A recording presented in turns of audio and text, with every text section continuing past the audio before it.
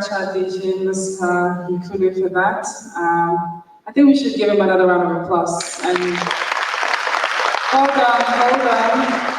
We're going to do it differently. We're going to do the rain clap, if you know that. You start with one finger, you go to the second, you go to the third, and the fifth, and we pour the rain. We ready? One finger. Get going. Second. Third.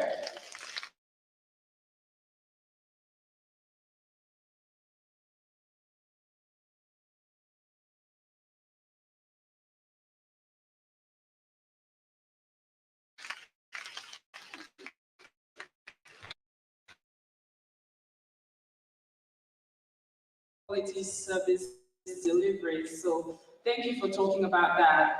And we're going to go straight away to a demo presentation, and it's someone we heard from yesterday. Who remembers someone who wowed us with music yesterday?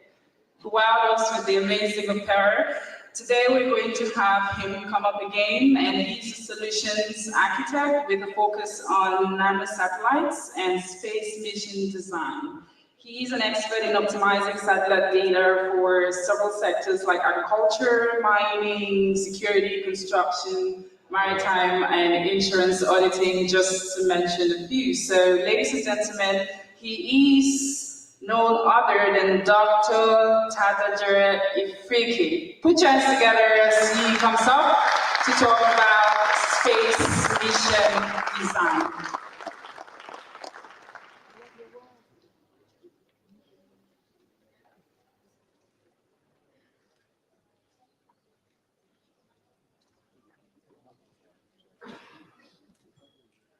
Hello, everybody. Wow, the room is full. I hope you guys are full of energy, and well, there's nothing more to say after all the wisdom that our Father bestowed on us this morning. I am going to treat you guys to something. This is the first time I'm doing this in public. I'm going to do a demonstration of space mission design. That sounds like I said something boring. Okay, let me try that again. I'm going to do a demonstration of space mission design.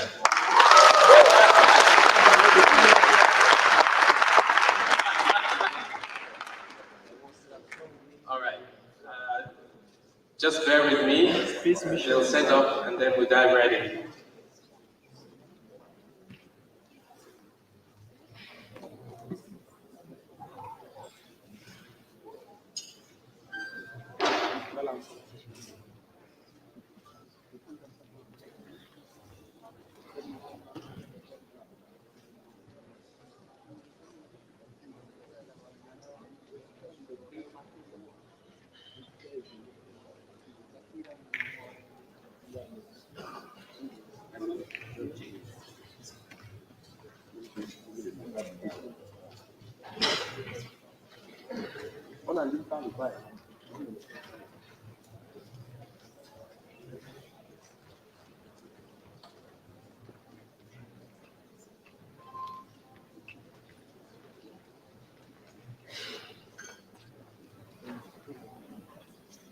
Testing.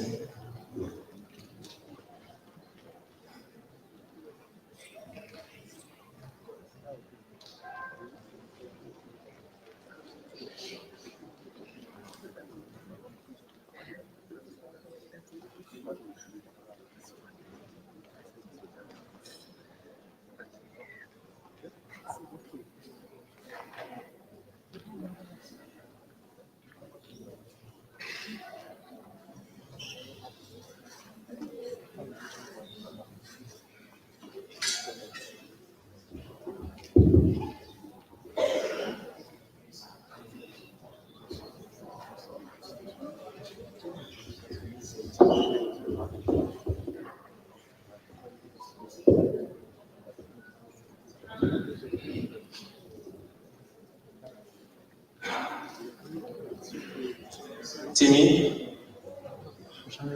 Am I invisible? Okay.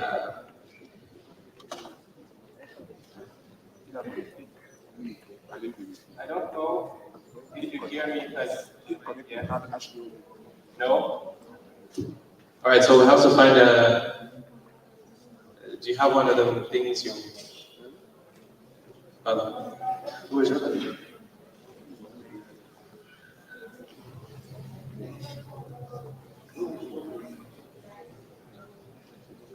Find a way. We'll find a way for me to be heard.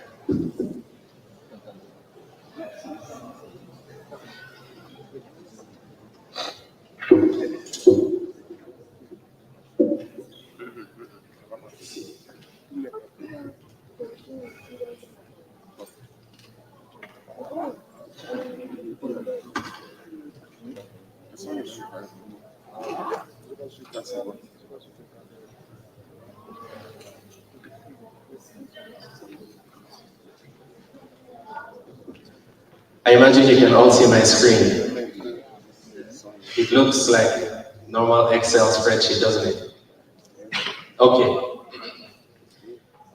Let me walk you through what happens when we want to design space missions and the number of tools that get involved.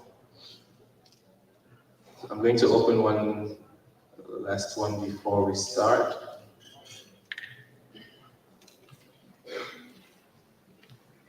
Let's see.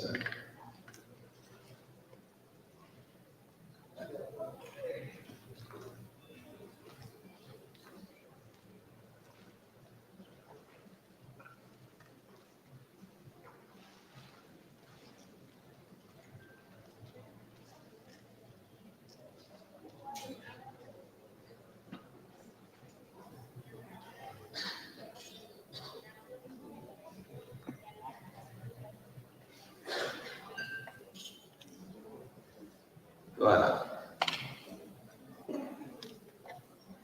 And I'm going to drop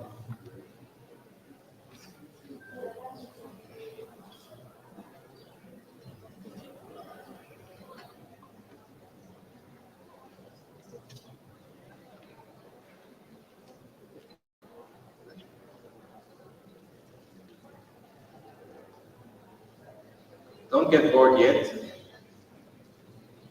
Stay with me a little bit longer. There you go. Okay.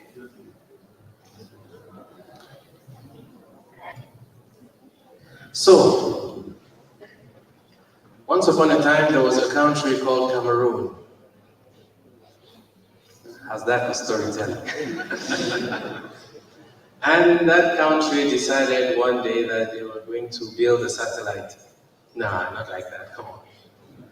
So, missions always start with a problem. And this beautiful country of ours, Cameroon, realized that it needed to optimize its agricultural yield. That is a real problem we have today. And I really want to place this in the context of the real problems we're facing. We can extend this to, needs for images and so on and so forth. Let's go with something that we know for sure we're struggling with. One of the ways to do it is something called precision agriculture. Among the things you put in place for precision agriculture, you use satellite data. Turns out we have access to real-time climate data and 15-day forecasting provided by satellite data for all of Africa, which means that today, if you need climate data for any part of Cameroon, just meet me at the stand that has the flag. I'll make that available for you. Today, if you need precision imagery, I'm talking about less than 1 meter resolution, so 50 to 70 centimeter resolution. If you need to task the satellite to get images for your purposes, just let me know. We can get satellite images for what you need. Of course, there are constraints around the international laws around utilization of satellite data and the national laws around utilization of satellite data. So therefore, if the need for satellite data is not aligned with the government, I will not supply satellite data for you. But if it is aligned, then we can supply satellite data. And I am starting at the end. This is the data. What happens to get this data? It all goes from a problem. What problem do we have in the agricultural sector in Cameroon? That is what we're going to use as a use case.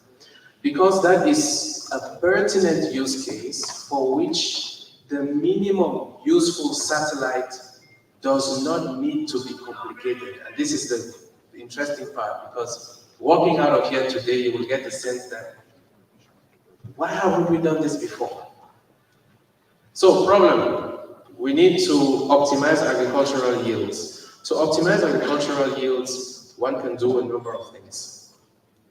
We can change the way we fertilize the floor. We can, call for experts to come and study the soil and tell us a number of fancy things, make kilometric reports, and then we go to committees and committees to decide on who is going to pay for what. Or we could simply measure what is happening in the ground. Measuring what is happening in the ground with some sensors that we put in the ground. It turns out these sensors are not so expensive.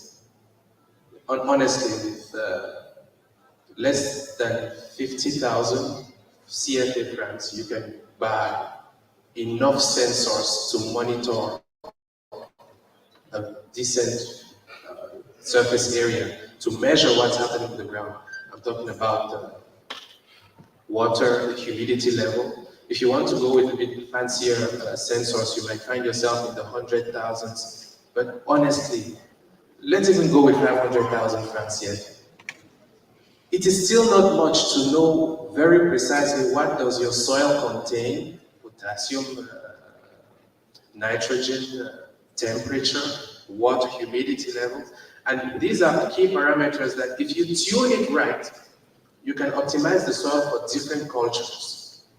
So you can design what you want to grow somewhere, yeah? So this is the kind of challenges we are facing with the agricultural landscape of Earth today, given that we're trying to get away from things we're importing to move to things we are growing locally. Okay. That's not the only parameter, but it's an important parameter. We can even have, couple that with weather data to really dive into the optimization. Good. Do we do it for just one plantation? Different people are trying one-man shows. You can fly drones a little bit here, a little bit there. Does it really make an impact? Does it move the needle? I'm not sure. But if you can do it for the entire country and make the data available to every agriculturer, do you agree that that makes a bigger impact? Yes or no? Okay. To address that problem, we now know the problem. Climate change, agriculturals, we don't know what to do. We have to optimize agriculture. That's the problem. We have to solve that. How do we optimize it? Not just in one city, not just in one region. How do we solve that problem in all of Cameroon for decades? Is that an important enough problem? Do you think it's important enough? Because space is the only way to do it. Now I'm going to design the mission around that. All right? Okay. We have a problem. We know the problem. Space missions always go from a problem. And if the problem is not such that the best way to solve it requires going to space, there is no space mission. Especially I could share. No. We have seen that happen in the space community. We've seen people launch satellites just to say that we also have one. And if you have to go and ask what is the satellite doing, you see the skill of PR people. I mean, they will tell you things and you will go thinking you have an answer. Et puis, vous rentrez à la maison, vous réfléchissez, c'était le schéma quand même. And then you know, but you know you cannot go back because it's too much money that was invested. Nous sommes le continent, on ne va pas faire comme ça. Step one, the problem. And I insist on the problem because every action moving forward brings you back to the problem. Does it solve the problem? Typically, when a problem is clear and we agree that space is the best way to solve this problem nationwide for decades and relatively affordable, at a relatively affordable cost. That is the time when my phone rings. Me, as I put my hat of space mission analyst. Typically, where I was working in Africa and in Europe, it's around this time when my phone rings. In fact, I would be called to evaluate problems like this and do a first technical review to determine whether this is actually a problem for space mission or not. And then from among the problems from space,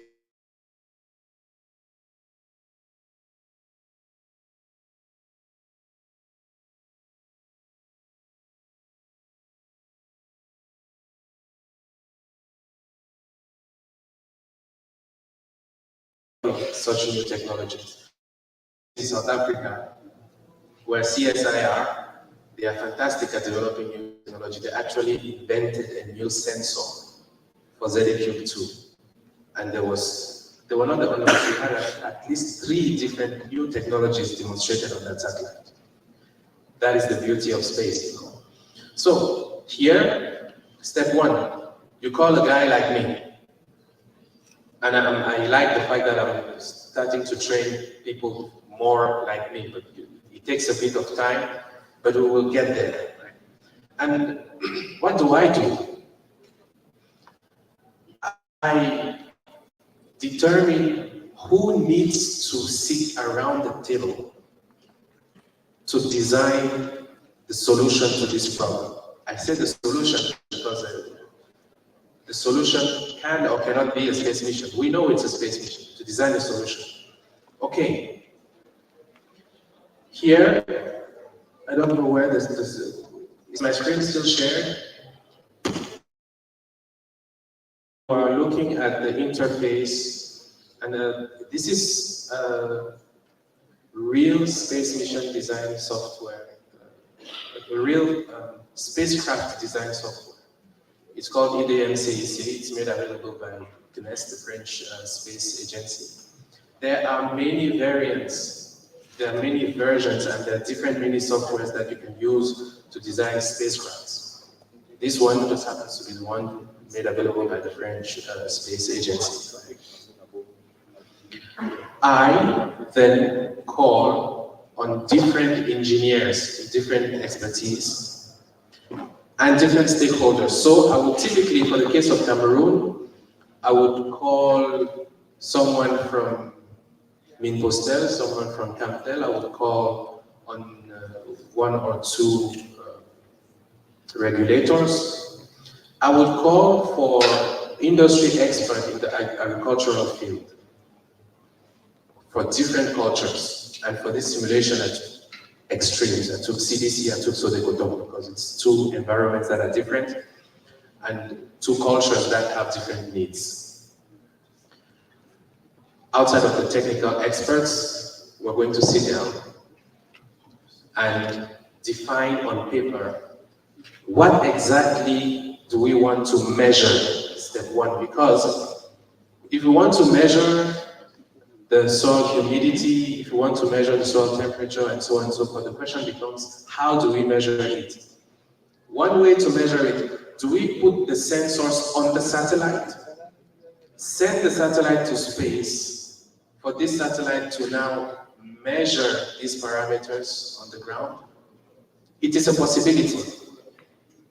But if we look at what exists, there is the whole Copernicus project with the Sentinel satellites that are already measuring some parameters. We need more precision. So, to add to the existing data, we're going to take sensors and place them in strategic places across the nation. Believe you me, it doesn't cost much to place and maintain those sensors. Place and maintain. there is an economy around it.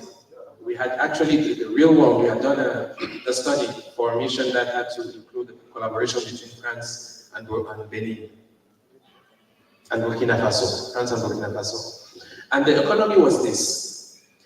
The sense, and this is very interesting because yesterday the elder brother, Jean-René, was talking about the economy around space missions. Now, listen to this. Sensors that can be fully assembled at universities, by university students. How many universities, both public and private, do we have in Cameroon?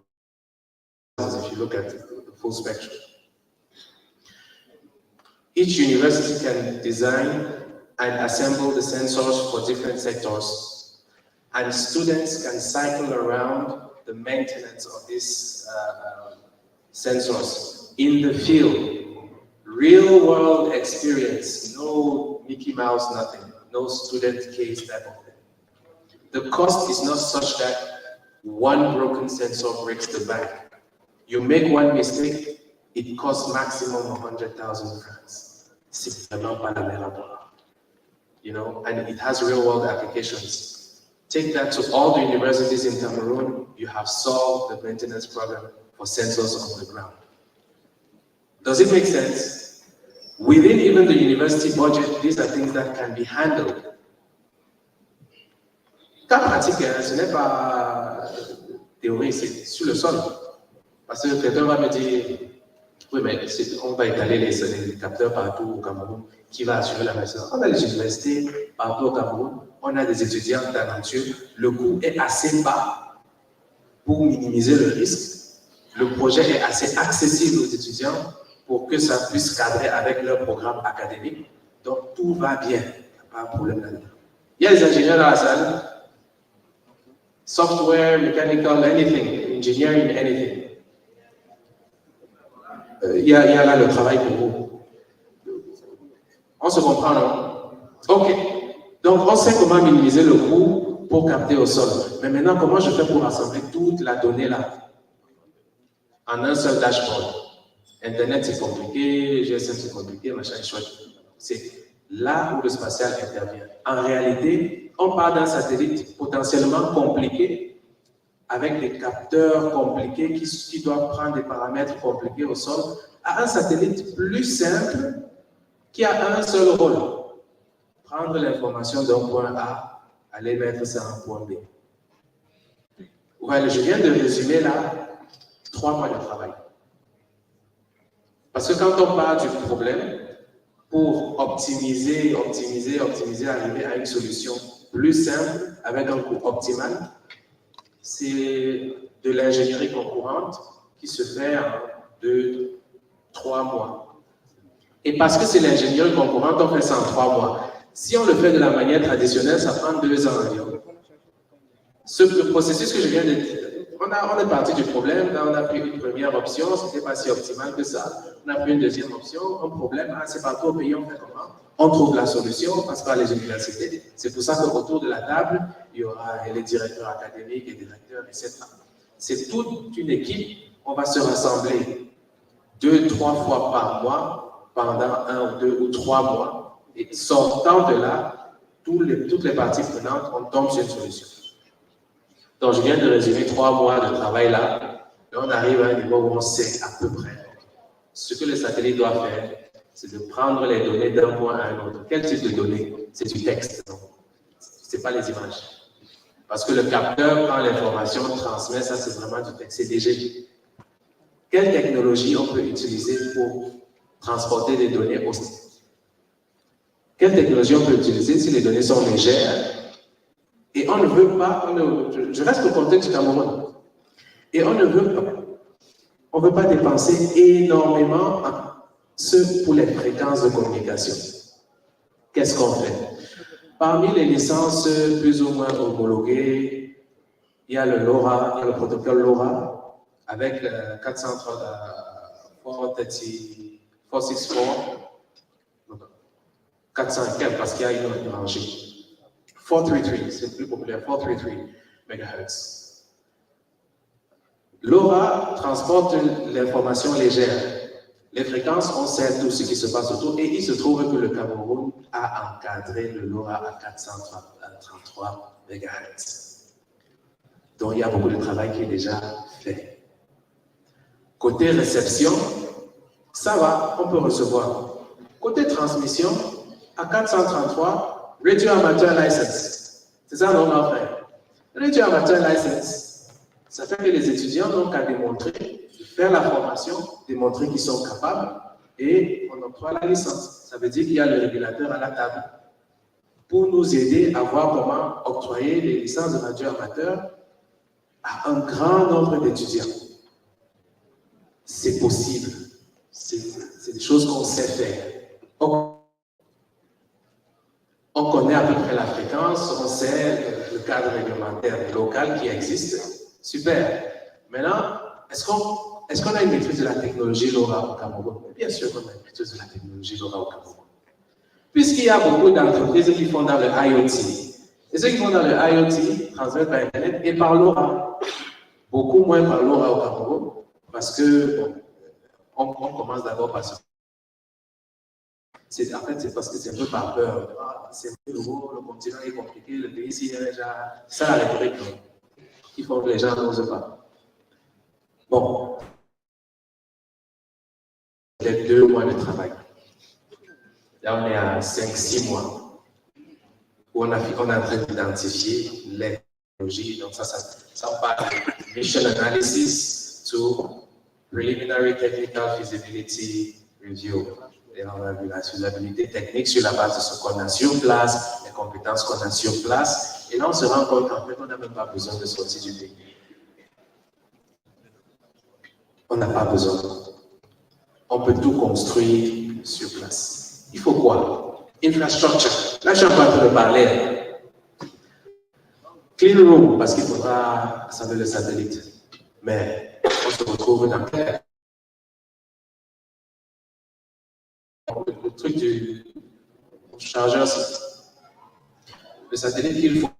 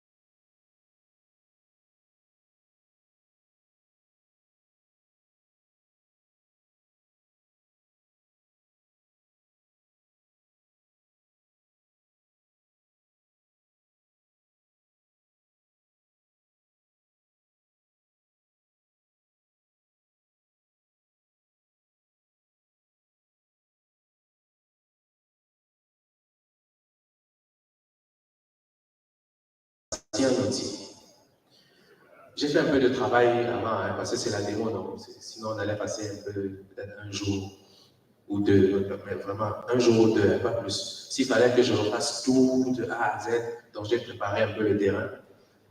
Je crois qu'on peut partager mon écran pour que je fasse un petit overview de ce que c'est. Ici, dans un logiciel comme celui-ci, on invite des experts des différents sous-systèmes. Ça, c'est la partie technique. Donc, il y a celui qui s'occupe de l'énergie électrique, il y a celui qui s'occupe des communications, on-board computer, c'est-à-dire le cerveau du satellite, on a le mechanical engineer, celui qui s'occupe de la structure mécanique, et dans ce cas-ci, on a le LoRa TRX, LoRa Transmit and Receive, parce que c'est le protocole LoRa qu'on utiliserait dans un satellite comme celui-ci. Et on cherche pour chaque sous-système le meilleur expert que le pays puisse produire. On les appelle tous, ils s'asseyent à la table et on passe à une phase de design où on va regarder la configuration des différents sous-systèmes, les différents sous-systèmes eux-mêmes. quoi il pourrait ressembler, on regarde la configuration, on regarde, on va, bon, je saute un peu, hein, le but de l'utilisation de ce logiciel-ci, c'est pour trouver deux choses. Le poids et la puissance électrique. Donc on sort d'ici, il faut que tout le monde s'asseye et travaille ensemble pour qu'on sache, avant de construire le satellite, quel sera son poids.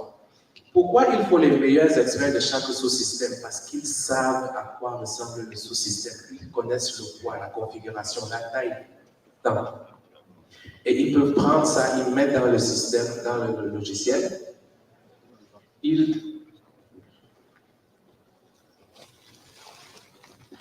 Please, if you're a startup and you registered to pitch your business today, kindly move to conference room. Thank you.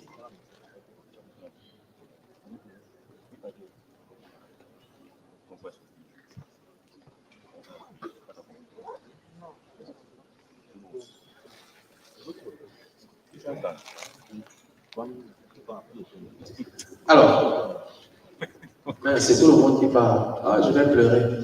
Bon, chaque expert connaît les sous-systèmes dans le détail. La différence que l'ingénierie concurrente fait, c'est que tout le monde est assis autour de la même table au même moment.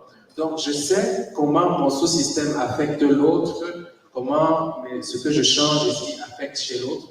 Et ça fait que quand on a fini de s'asseoir ensemble, on sait très bien quel sera le poids du satellite, quelle sera sa configuration, quelle puissance, qu'est-ce que ça va consommer en puissance électrique. Quand on sait ça, on exporte les modèles, on envoie dans les systèmes spécialisés et tout le monde se met au travail. Donc quand on a fini de concevoir ici, on s'en va regarder ici à quoi ça ressemble. Donc, on va prendre le satellite, on va le mettre en situation un peu autour de la Terre comme ça. On va essayer de voir à quoi ça ressemble lorsqu'on a...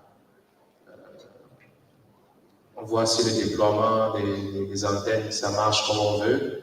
Mais ça c'est ce qu'on fait en ingénierie concurrente. Voilà, on essaie d'analyser un peu le satellite qu'on a assemblé. Donc ça, c'est... j'ai sauté les étapes. Hein. On a utilisé l'interface d'avant, on a travaillé, on est arrivé ici. On essaie d'analyser un peu à quoi ça ressemble, on essaie de déployer les antennes. Ok, d'accord, ça semble bien marcher. Ok, on regarde un peu la distribution de masse pour voir où sont les éléments les plus lourds. Vous voyez un peu? Qu'est-ce qui pèse, qu'est-ce qui ne pèse pas. On essaie de regarder un point of view. On essaie de regarder à l'intérieur. Si j'enlève la visibilité sur mechanical, là on peut voir un peu plus à l'intérieur ce qui se passe. Donc on peut changer, on peut faire disparaître les différents sous-systèmes comme ça pour voir comment se comportent les autres. Donc là, on est en train de faire de l'analyse ensemble. Et on se rend compte que s'il y a quelque chose qui pèse un peu trop, on peut repartir, on modifie, on revient. Mais en sortant de la phase de design du satellite, on sort avec un niveau de certitude assez poussé. Et là, on sait que, bon, voilà, on a un design, on peut aller manufacture, on peut aller produce.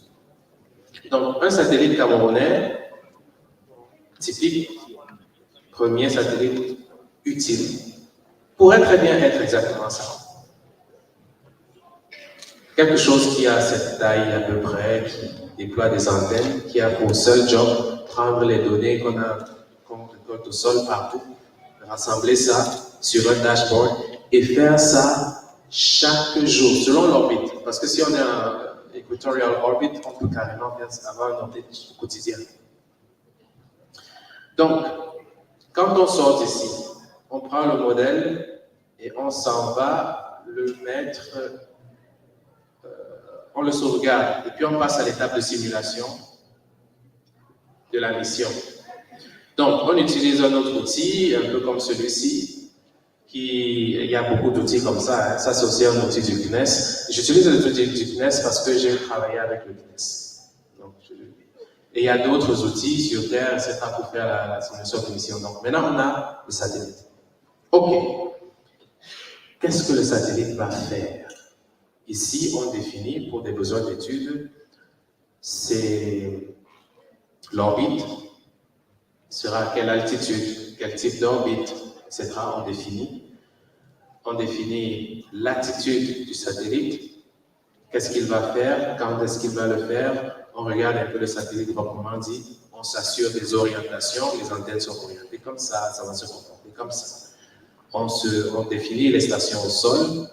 Donc voilà, j'ai défini une station qui s'appelle le CITS Station, because why not? So Cameroon International Tech Summit, on peut avoir une station.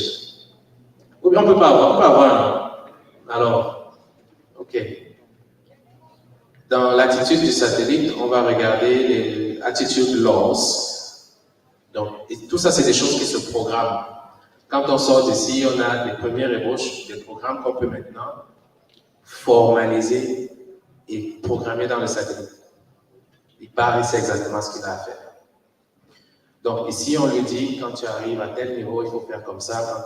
Quand tu vois telle chose, tu fais comme ça. Et ici, on est en train de lui dire, dans ce cas précis, lorsque tu arrives en proximité de tel point, tu allumes tes récepteurs. Et ces points-là sont définis. J'ai défini des points ici. J'ai défini un point sur des cotons. J'ai défini un autre à CDC. J'ai défini un autre à CITS Station que j'ai mis quelque part ailleurs. Et on dit au satellite, parce qu'il sait où il est. Il sait où il est quand il se déplace. On lui dit, lorsque tu arrives à tel rayon de la première station, sur des cotons, d'ici, tu allumes tes instruments. Tu commences à recevoir. Quand tu reçois, tu arrives au niveau de la station, ce que tu as reçu là, tu envoies seulement. Et tu traverses tout le pays et tu fais ça. Okay? Donc, ici, on définit, on fait les simulations, on se rassure que ça marche. Comment on fait pour se rassurer que ça marche? Ouais, tous ces outils-ci, on va tourner autour de ces outils comme ça pendant un moment. Là, on est à 8 mois. À peu près 8 mois de travail. Bon, à ce stade-ci. Hein. Ensuite, on se tourne vers... Ça, on se tourne vers VTS.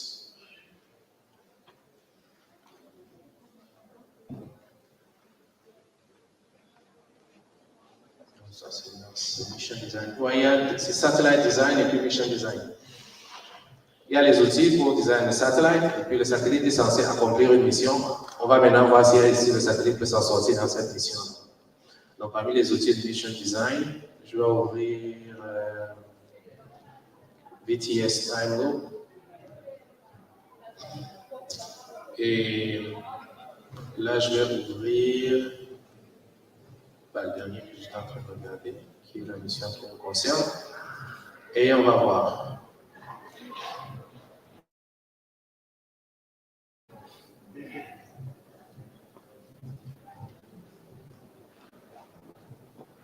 Oops, error.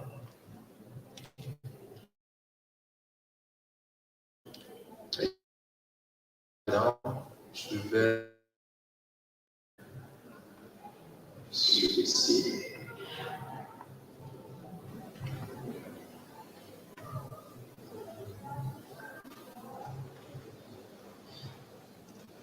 OK. Donc, là, on a un premier aperçu. Ce que je vais faire ici, c'est un outil qui permet de visualiser la mission.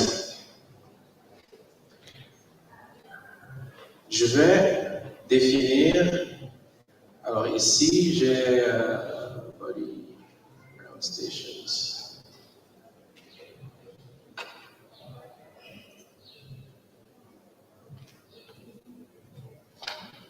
OK.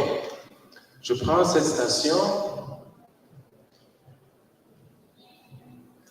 On a sa localisation. Je prends CDC Plantation, on a sa localisation. Je prends sur des cotons, on a sa localisation. Alors, je vais faire juste pour le visuel. Hein. Sur des cotons, parce que moi, je veux avoir une idée de ce que je regarde. On peut faire des customisations. Donc, je vais regarder, je vais choisir de faire que sur des cotons me montre un peu dans les images le coton. Because why not? OK. Je vais regarder au niveau de CDC Plantation. Je vais faire en sorte que CDC Plantation me montre le banane plantain. Because why not?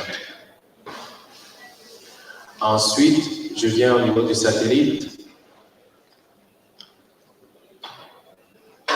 Je me rassure que j'ai là tous les textes. Ça c'est partie importante. Les fichiers, les outils de simulation de mission vous génèrent des fichiers, les vrais calculs. Peut-être il faut que j'ouvre un de ces fichiers que vous voyez un peu ce qu'il y a là-dedans. C'est souvent important même de montrer à peu près ce qu'il y a là-dedans.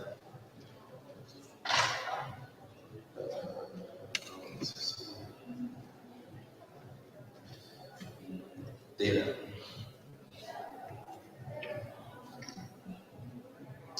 Je vais vous montrer ce qu'il y a là-dedans pour que vous puissiez voir. Bon, c'est pas la même mission, mais c'est un exemple.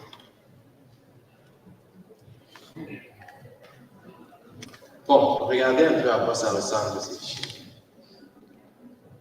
Tout un tas de définitions, des chiffres à n'en plus finir, etc. Ça, c'est des calculs qu'il faut faire. Il faut passer par des outils comme Scilab. Là, on est dans du vrai. Il faut savoir un peu, il faut connaître la mécanique orbitale, comment les satellites se comportent. Là, on est dans du hardcore. Et si on ne comprend pas ce qui se passe ici, on ne sait pas analyser ce que les simulations nous ont donné. On va regarder par exemple quaternions. Il faut savoir ce que tout ça c'est. Il faut savoir lire, savoir si ça a un sens, etc. Pour pouvoir faire l'analyse. Tout le visuel c'est bien et tout, mais il faut comprendre qu'il y a du hardcore derrière. Ça ne donne pas le lait. Donc, quand on a tout ça, on redirige tous ces résultats de simulation, tous ces calculs, on redirige ça vers ici. Alors, je me rassure que c'est bon. Allez, on va essayer de lancer la simulation pour voir ce que la mission fait. Alors, là, on a un modèle. Ça, c'est le modèle, c'est un modèle par défaut. Je vais prendre le modèle du satellite qu'on a vu là et le mettre en situation de simulation. Là, je viens sur le satellite et je vais chercher le modèle. Models sur Etiosat, c'est lui qu'on a sorti. Et c'est parti. Là, il faut voir notre satellite en situation. Ah, il ne prend pas le modèle. Ah, il est là. Mais il est en train de prendre les éléments de notre mission. Ah là, par contre, il faut savoir ce qui se passe pour comprendre ça. Hein. Donc, on a...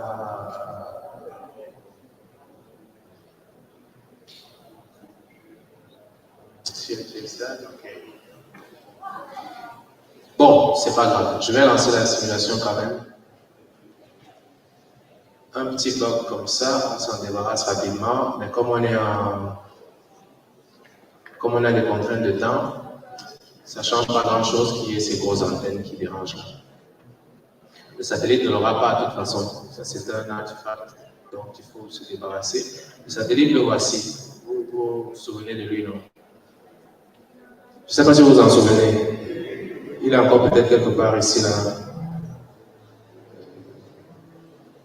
Ouais, le voici. Vous vous souvenez, non? Ouais. Le voilà maintenant in orbit.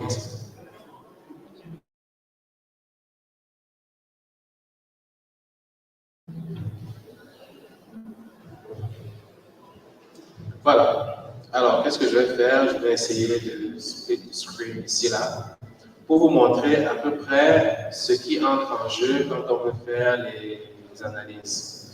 Donc, je vais enlever les coordonnées d'ici, juste pour qu'on puisse voir. Mais le rouge-vert, c'est les directions X, Y, Z. C'est les couleurs standards pour se rassurer qu'on est en train de faire l'analyse. On se rassure de l'orientation parce qu'on sait sur quel capteur, on sait où on a mis ceci. Si c'est un satellite tout simple, il n'y a pas vraiment besoin de faire les axes parce qu'on maintient une seule rotation, ça va.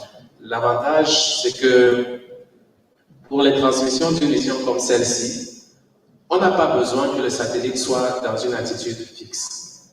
C'est du UHF, c'est du omnidirectional, on s'en fout de l'orientation du satellite, il va quand même communiquer. Il faut que le satellite ait un bien déterminé, une attitude contrôlée. Il faut pointer l'antenne. S'il y a la caméra, il faut pointer la caméra vers la cible. Après, il faut retourner pour qu'on pointe l'antenne. Et ça, c'est une mission plutôt simple. Le satellite peut avoir une attitude un peu hasardeuse, que ça ne change rien, on peut communiquer avec. Ça, je vais enlever un peu les axes là, qu'on ne puisse pas regarder les axes. OK. OK.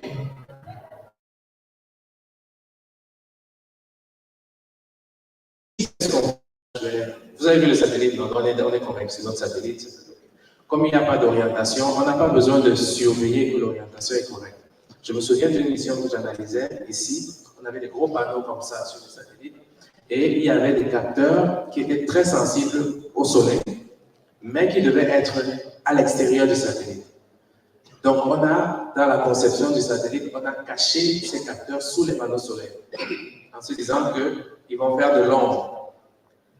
Bon, c'était une très belle supposition. Sauf que quand on est arrivé ici, et on était en train de faire la simulation de la mission, comme la simulation prend en compte le vrai calendrier et tout ce qui est prévu dans le temps en termes du cycle solaire, on peut savoir quand sera le jour, la nuit, à quelle heure le jour va tomber, etc. Le soleil va se lever comment, etc., etc. Et ça permet d'avoir l'orientation du soleil et de faire le shadow casting. Donc on a fait une première simulation, tout semblait OK. On se rassure que les rayons du soleil ne touchent pas les capteurs, ça touche les panneaux solaires et les capteurs sont toujours à l'ombre. Juste l'instrument. Et là, catastrophe. À tous les coups, le soleil grillait les capteurs. Rien à faire, ça grillait. Et il fallait que je m'asseye. Quand j'ai remarqué ça, je me suis dit, je ne veux pas aller à les gens qui avaient le problème seulement. Il faut partir au moins avec 3 propositions de solutions. Mais, comme j'étais Camerounais dans un contexte sensible, il y a des informations que je n'avais pas. Donc, je cherche les solutions, je cherche. À un moment, je dis non, vraiment, je ne vais pas m'en sortir, j'ai pas assez d'informations. Je suis allé je dis, écoutez, entre tel orbite et tel orbite, il y a un problème. Quand on pointe le capteur, quand on pointe l'instrument, on grille les capteurs. Comment ça? Je lance la simulation, c'est vraiment, c'est mêmes outils. On arrive, on constate, oups, qu'est-ce qu'il faut faire? Je ne sais pas ce qu'il faut faire, je n'ai pas les informations, mais si vous m'orientez sur telle possibilité, moi je veux juste savoir est-ce que ça est possible, est-ce que ça est possible, est-ce que ça est possible. Après les orientations, je dis bon, on ne va pas pointer l'instrument ici, on va plutôt pointer là-bas. Est-ce que ça résout le problème? Bon, on essaie de faire des simulations, on prend les données de simulation, on envoie aux autres ingénieurs et aux spécialistes de la charge utile. Ils disent, OK, on réussit à avoir le résultat scientifique qu'on cherche derrière, on réussit à résoudre le problème. Ça part toujours du problème. Est-ce qu'on réussit à résoudre le problème? Oui. Fine, on y va. C'est l'importance de cette étape-ci. Donc ici, je vais... Bon, l'avantage, c'est qu'on peut accélérer le temps, on fait comme si on peut faire speed very fast 10x, 20x, etc. Et ici, je vais zoomer un peu pour essayer de voir autour du Cameroun. Je ne sais pas, je n'ai pas mis le region of interest. Je vais mettre le region of interest pour qu'on puisse voir. Do you want to say yes.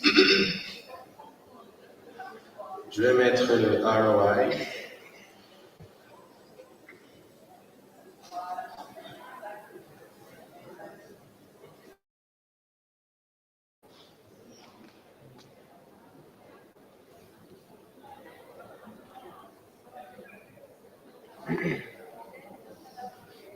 C'est dans les data. Je vais dans cette simulation aussi.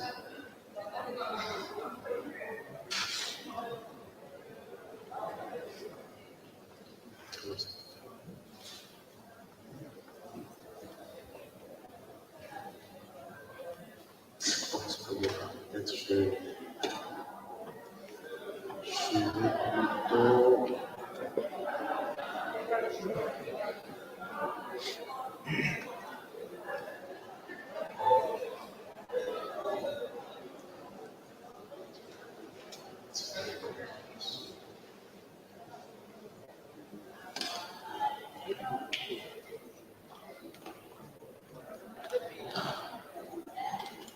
Donc, je relance, je vais mettre.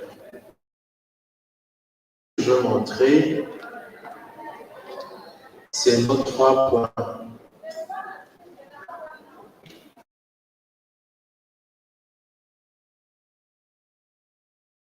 Le bouton en haut là-bas.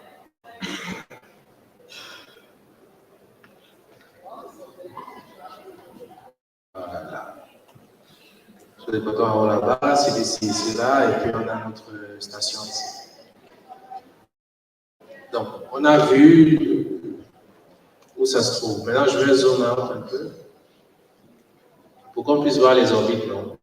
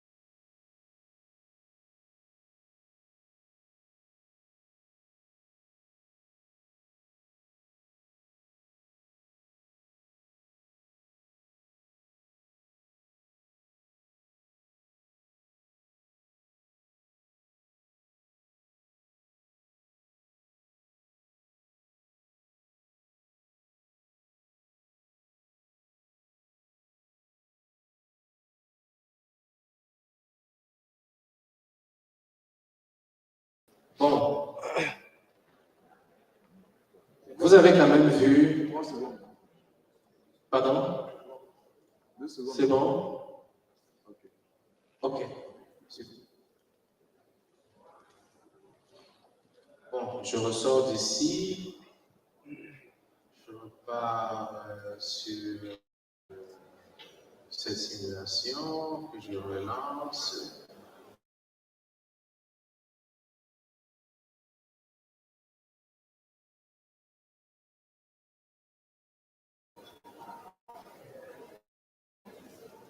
Ah, c'est vrai que j'ai... Mais c'est pas grave. Je vais clôturer un peu. Bon, je vous ai montré les différents outils. Je vous montre à quoi ressemblent les différents rayons d'action. Donc, ça c'est défini à l'avance. Les gros cercles là et tout. C'est pour visualiser. Hein. Il y en a 3. Un pour chaque station. Un pour Sodécoton, Il y a un pour CDC, il y a un pour notre station du Cameroon International Tech Summit. Et les instructions, c'est que quand le satellite se retrouve à l'intérieur de ce cercle, selon ce qu'on a défini, fais une chose. Quand tu arrives ici, tu allumes les instruments. Quand tu arrives ici, tu fais ceci, tu as ceci. Donc, je vais prendre une animation que j'avais fait avec des étudiants. Non, mieux encore, je vais prendre une animation que les étudiants ont fait. C'est beaucoup mieux, hein? Oui, parce qu'après il y a moi, mais quand on finit de faire des formations, après les étudiants aussi font. Je vais prendre une animation que les étudiants ont fait et je vais utiliser ça pour montrer. Et c'est important parce qu'il faut que vous sachiez de quoi les Camerounais sont capables. Pas moi. Parce que moi, oui, vous assis ici, non. Mais d'autres Camerounais, jeunes, étudiants, à Douala, à Yaoundé. En fait, je vais prendre le groupe de Yaoundé. Je vais prendre le groupe de Douala, mais je vais prendre le groupe de Yaoundé. Je crois qu'ils sont ici. Et ils ont fait, c'est où la présentation?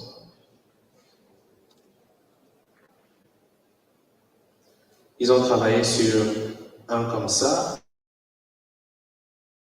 Il était question de démontrer avec la mission, mais eux, ils sont allés un peu plus loin.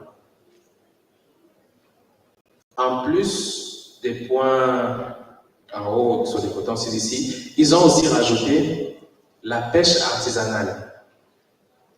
Parce que la pêche artisanale, c'est un gros black box au Cameroun. Les gros navires, on sait, ils ont le signal AIS. Mais les pirogues et ces transferts, rien. On ne sait pas qui part où, on ne sait pas. Aussi bien pour savoir ce qui se passe, mais aussi pour leur sécurité. Or, qu'est-ce qu'on peut mettre sur les pirogues qui ne coûtent pas cher, qui, si ça se casse, on peut remplacer facilement, etc. On peut mettre un transmetteur LoRa. Ça résout le problème. Alors, ils ont imaginé, si on place un transmetteur LoRa sur les pirogues, on peut aussi, pendant que le satellite est en train de récupérer les données des capteurs, peut récupérer les pirogues. Et c'est comme ça qu'ils ont lancé cette simulation. On a le satellite en haut, à droite, en train d'approcher du Cameroun. À gauche ici, vous voyez comment ça arrive au niveau du premier cercle, ça allume les instruments. Il y a la petite ligne là. Vous voyez, tous les contacts qui sont établis, ça fait ajouter une ligne pour nous dire qu'il y a contact. Si dans la simulation, je ne vois pas le contact, il y a un problème, je vais chercher ce qui n'a pas marché. Quand il y a un contact, je sais que okay, c'est bon.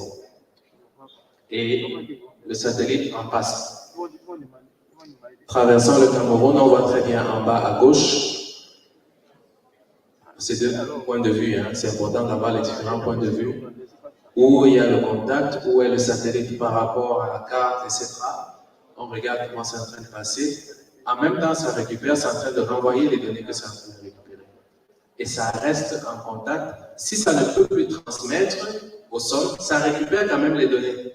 C'est pour ça que ça reste au contact des pirogues, même après avoir, une fois sorti du champ de transmission à la station sol. Parce que c'est la donnée qui est importante.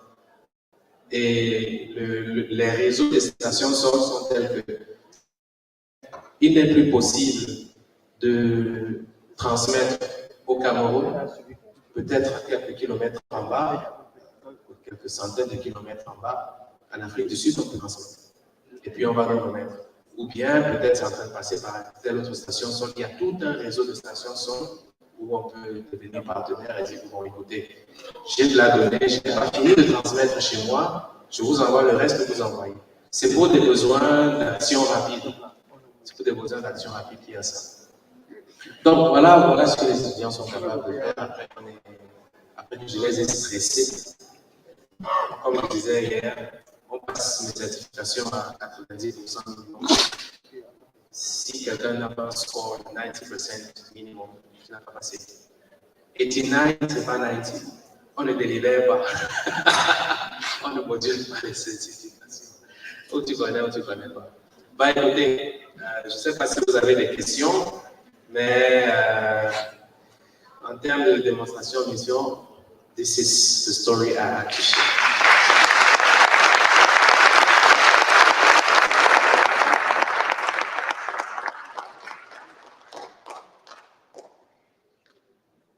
At the cost, fantastic. On m'a donné ici jusqu'à 3 micros, alors qu'on a besoin de micros en bas pour les questions.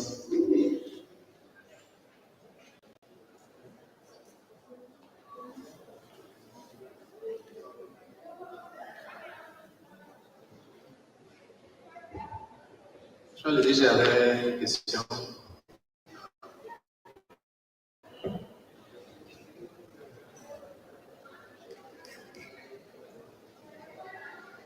Non, il y avait la question là-bas. Oui, après le DG, il y avait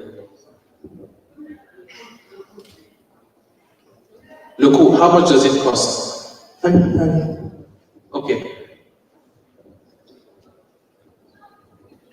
Alors, quand on parle de coût d'émission, le grand frère disait hier aussi, au cas par cas, mission by mission. Donc ici, on te définit. On sait c'est quoi la techno, etc. Dans le coût, il y a, je t'écris pour qu'on sache qu'est-ce qu'on prend en compte, parce qu'on est en démo. Qu'est-ce qu'on prend en compte dans le coût? On prend en compte la ressource humaine qui ont payé pendant combien de temps, la technology development, on prend en compte l'infrastructure. Dans l'infrastructure, il y a quoi? Il y a les laboratoires, les salles de design, les salles d'assembly, integration and test, les salles propres, salles blanches, salles propres, c'est des salles où on doit se mettre en combinaison pour entrer, pour ne pas contaminer l'électronique. On prend en compte le lancement. Le lancement se fait avec un partenaire. Et le coût du lancement est en fonction de la masse. C'est pour ça qu'il faut être très clair sur combien le poids du satellite. Parce que plus ça pèse, plus ça coûte cher à lancer. Si on vous dit que vous devez rester dans 5 kg, battez-vous, ne sortez pas de là. Parce que dès qu'on déborde, ça coûte déjà plus cher. Donc, un satellite comme celui-ci, il va faire moins d'1 kilo.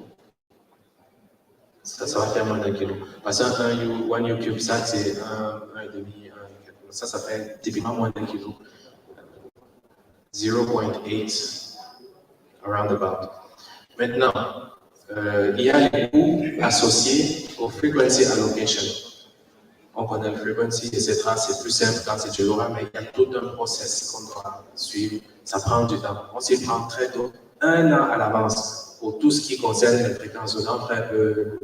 Parce qu'il faut dire au reste du monde, tous ceux qui ont des satellites, que moi, voici, je vais aussi lancer pour moi. Je vais opérer à telle fréquence. Si quelqu'un a un problème avec l'interférence, dites-moi, on voit comment s'entendre. C'est pour ça qu'il faut s'y prendre tôt. Ça prend peut-être il y a tous ces coûts.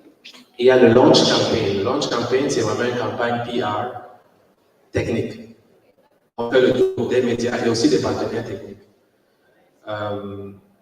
Bon, il y a d'autres coûts. Pour une mission comme celle-ci, Operation Time, on va opérer la mission pendant combien de temps? Une mission comme celle-ci peut tourner 2 à 3 ans. Elle est facile à renouveler parce qu'une fois qu'on a conçu, on refait une autre copie et puis on envoie. S'il y a des modifications à faire, des améliorations, ce n'est pas la même envoi. Ensuite, il y a la station sol, ground station. Il y a de l'infrastructure quand même, vraiment, on n'a pas besoin de se battre à ce niveau-là, parce que réceptionner du LoRa, il y a tout ce qu'il faut peut-être. Je vous dis la vérité comme c'est, pour upgrade, pour mener une mission comme ça, ici. En prenant ce qu'on a, qu'est-ce qu'il faut ajouter à ce qu'on a ici au Cameroun?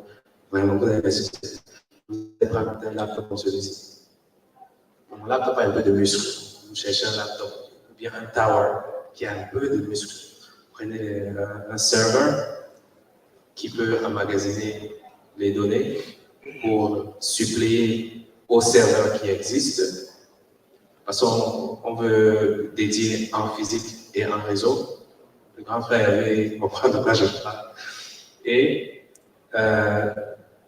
quelques moniteurs intéressants comme ceci, parce qu'il faut avoir la visu sur la donnée. Il y a des graphiques que je n'ai pas montrés ici. Donc, opérer sur 3 ans, les salaires des gens, les ingénieurs, etc., renouveler, opérer. Donc, il y a une partie du cours qui s'étend avec le temps. Mais pour le premier tour, c'est-à-dire le premier satellite, première opération avant le premier remplacement, alors je ne vais pas donner un chiffre en CFA, mais je vais donner un ordre de grandeur. Et je vais vous choquer en disant qu'il existe des voitures sur cette terre qui coûtent plus cher que ça. Je ne sais pas si vous me comprenez. Il existe des voitures sur cette terre qui coûtent plus cher que ce qu'il faudrait pour faire tout ce que j'ai décrit là et opérer cette mission pendant 2 ans. Ça vous donne l'ordre de grandeur quand même, non? Pas encore.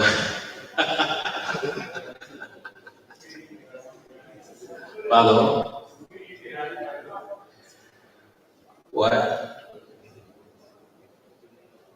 De France CFA. Ah oui, c'est moins de 100 milliards. C'est pour mon Dieu, c'est beaucoup moins de 100 milliards sans France CFA. On se retrouve dans du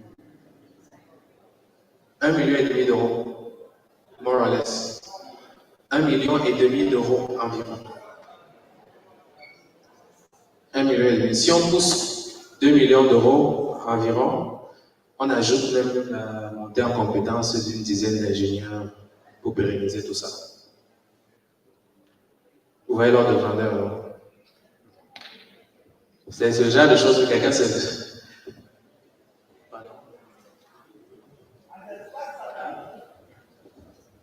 Non, là je suis dans du pico. 1 U. Si c'est 1 U, le prix là, ça va toujours, hein, parce que en réalité, c'est la différence entre un picosat et un U, c'est le volume de batterie. On met combien de batterie en plus, on ajoute quel capteur. Et sur un U, on peut ajouter à tout ça peut-être une caméra. Vous voyez? Mais on peut rester dans la logique. On peut sortir du LoRa et aller dans d'autres fréquences, par exemple. Mais en ordre de grandeur, qu'est-ce que ça signifie de manière opérationnelle? Le prix ne change pas vraiment. À cet ordre de grandeur, là, quand on est dans du 2 millions d'euros, on peut faire du pico, on peut faire du 1U. Et si on a fini le design et qu'on a des bons partenaires, on peut même poser un deuxième sur la table. Avec des gens qu'on a formés pour pérenniser tout ça. Ça répond mieux, voilà. Donc voilà à peu près. Qu'est-ce qu'il faut? Oui. Oui, alors, ma question est, enfin, il y a à peu près 3 questions. La première, c'est quelle constellation vous utilisez, GPS, téléo, et quelles sont les spécificités de votre récepteur qui vous permettent d'optimiser la localisation et la précision en fait et la rapidité. Et ensuite, c'est au niveau de l'application. Je suis arrivé un peu en retard, je ne sais pas si vous avez annoncé là. Aux Nations Unies, on a travaillé avec l'USDI à Harvard et on travaillait sur, pendant la période de Covid, comment utiliser effectivement les satellites pour savoir les déplacements, les masses d'air et ainsi faire le rapport entre les déplacements de la COVID-19 et avec ces masses d'air. Et on utilisait aussi cela pour savoir quels sont répertorier les toits de maison pour savoir où l'aide alimentaire devait être partagée. Donc, je veux savoir, vous n'avez pas vraiment parlé d'applications au cours de votre présentation. Quelles sont les différentes applications qui pourrait avoir avec votre travail. Ok, merci pour la question. Le début, c'était sur la localisation. Alors, GNSS, hein, c'est GPS, ou bien que ce soit pour les Américains, que ce soit pour les Russes, ou que ce soit les Chinois, etc. Vraiment, on n'invente rien là-dedans. Et c'est la même façon de se localiser que tout le monde utilise. Et c'est comme ça que ça fait partie de ce que le satellite utilise pour se localiser soi-même en orbite. On va un peu plus loin avec des Star Trackers pour s'appuyer aussi sur la position des étoiles. Donc, ça c'est pour le positionnement. Le satellite sait où il est sur ces bases-là. Ensuite, la prochaine question c'était sur Les applications. Bon, j'ai commencé par le contexte. Ça, la simulation de mission était dans le contexte du secteur agricole camerounais. Et j'ai commencé par poser la problématique et on est parti du problème aux questions de design, à dimensionnement du satellite, dimensionnement de la solution au sol, dans l'espace. Qu'est-ce que le satellite doit avoir comme charge utile? Qu'est-ce qu'il faut comme instrument au sol, etc., etc. Donc, on va parler plus tard. J'avais déjà fait le tour pour ce cas spécifique. Dans le cas de Covid, pour le mouvement des masses d'air, on peut s'appuyer sur la donnée climatique. À NMD, on a accès à la donnée climatique temps réel de toute l'Afrique. On peut s'appuyer sur les images à haute résolution. On a aussi accès au task des satellites pour prendre des images à haute résolution. Ok, parfait. Encore félicitations. Merci. Une autre question?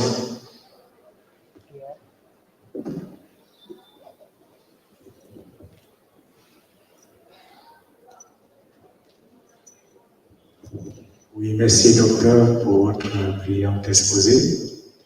Moi, je suis Gérard de Sopapelec. Et je voulais savoir quel est le coût de la formation lorsque un apprenant vient vers vous et qui a besoin de se faire former sur, je peux pas appeler ça la fonction publique, du spatial, mais de la fonction du spatial. Je vous remercie. Alors, il y a différentes certifications. Junior Satellite IoT Amateur, Mission Designer Level 1, Mission Designer Level 2. Il faut commencer par le bas. Et pour le sommet, on a la dernière formation de l'année, c'est le mois prochain. La dernière vague de l'année, c'est le mois prochain.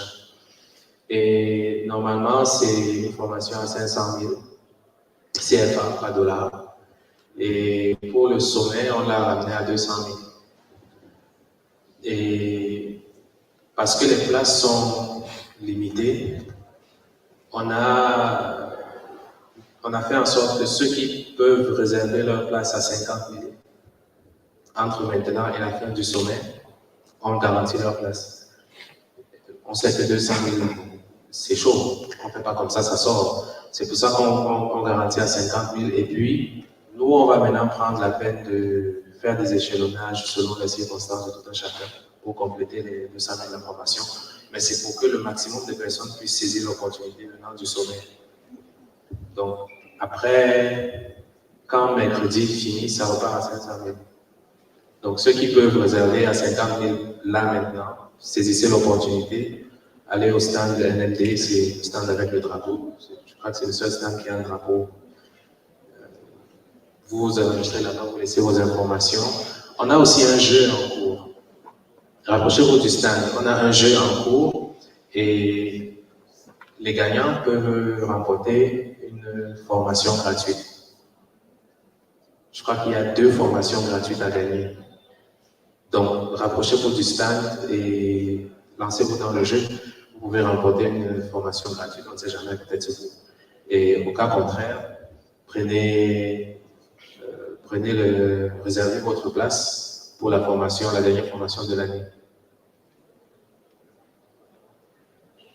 Je veux rajouter que j'ai besoin de stagiaires. Donc si après, il y en a qui ont besoin de stage, faites la formation. Quand vous finissez, je vais vous trouver un stage. Il y a tellement de travail à faire, et si vous imaginez, c'est tellement de travail à faire, on a besoin des mains supplémentaires. Pas mon directeur technique là-bas, le CTO de LMD, lève-toi, tu peux le faire. Voilà.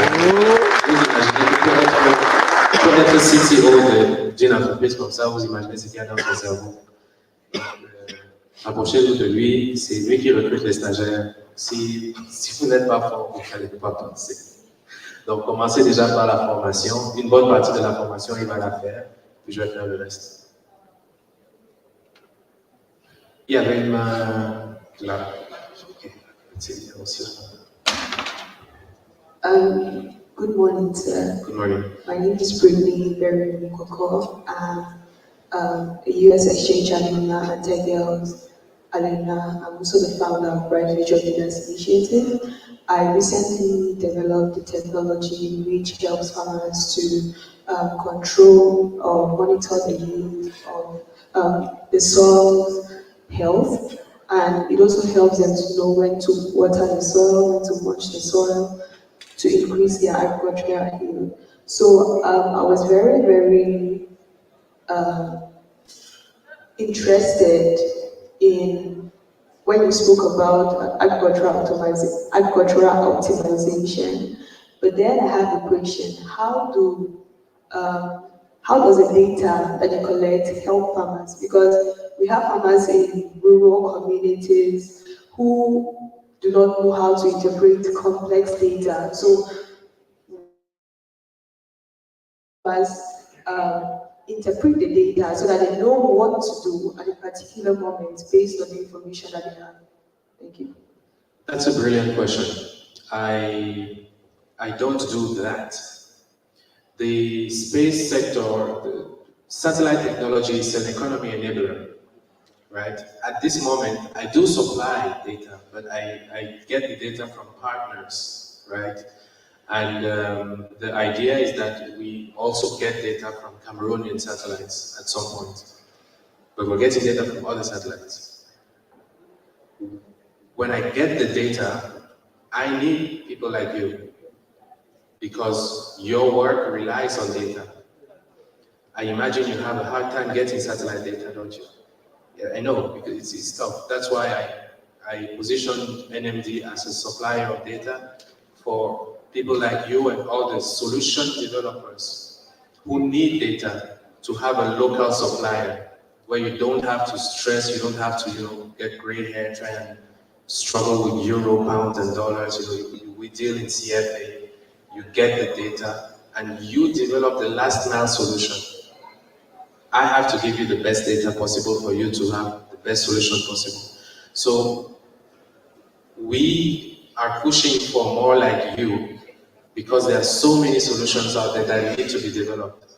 And then we're happy to give you the data and enable anything we can help you with in any way we can to enable your solution. Does it make sense? Yeah. There was this.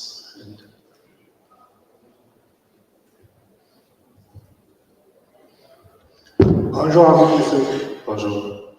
Ma question, tout à l'heure, au début de votre exposition, je pense qu'en dehors des capteurs au sol, vous avez parlé d'autres moyens pour récupérer les émissions en français. Alors, en dehors des capteurs au sol, il y a les satellites qui mesurent, je ne vais pas entrer dans les détails de comment, les niveaux d'humidité du sol, le niveau de température à la surface, etc. Il y a des paramètres que certains satellites peuvent mesurer. S'il faut remettre ces mêmes capteurs sur d'autres satellites, autant il y a la disponibilité de cette information ailleurs, ça réduit un peu l'optimisation de la mission. Et cette démonstration, c'est quelle est la mission la plus simple qui puisse avoir de l'impact au Cameroun. C'est un cas très spécifique. Donc, on ne va pas essayer de remettre un autre capteur si quelqu'un d'autre a pour ce contexte-ci. Ce n'est pas dire que ce n'est pas nécessaire pour des besoins de souveraineté. Parfois, il faut faire ça. C'est-à-dire qu'il y a d'autres satellites qui ont des caméras, mais on va aussi mettre nos propres caméras sur nos satellites pour des besoins de souveraineté. Mais cette démonstration concerne une mission spécifique pour le cas agricole et on se rend compte pour la question, qu'est-ce qu'il faut que le Cameroun puisse avoir son premier satellite le plus simple possible et qui soit utile et puisse avoir un maximum d'impact. Il suffit de ce type de satellite. C'est ça le. Mais maintenant, d'autres satellites ont des capteurs capables d'évaluer les niveaux de la santé des plantes, etc. Il y a toute une panoplie de choses qui peuvent être mesurées depuis l'espace. On prend une ou deux dernières questions et puis je vais devoir courir.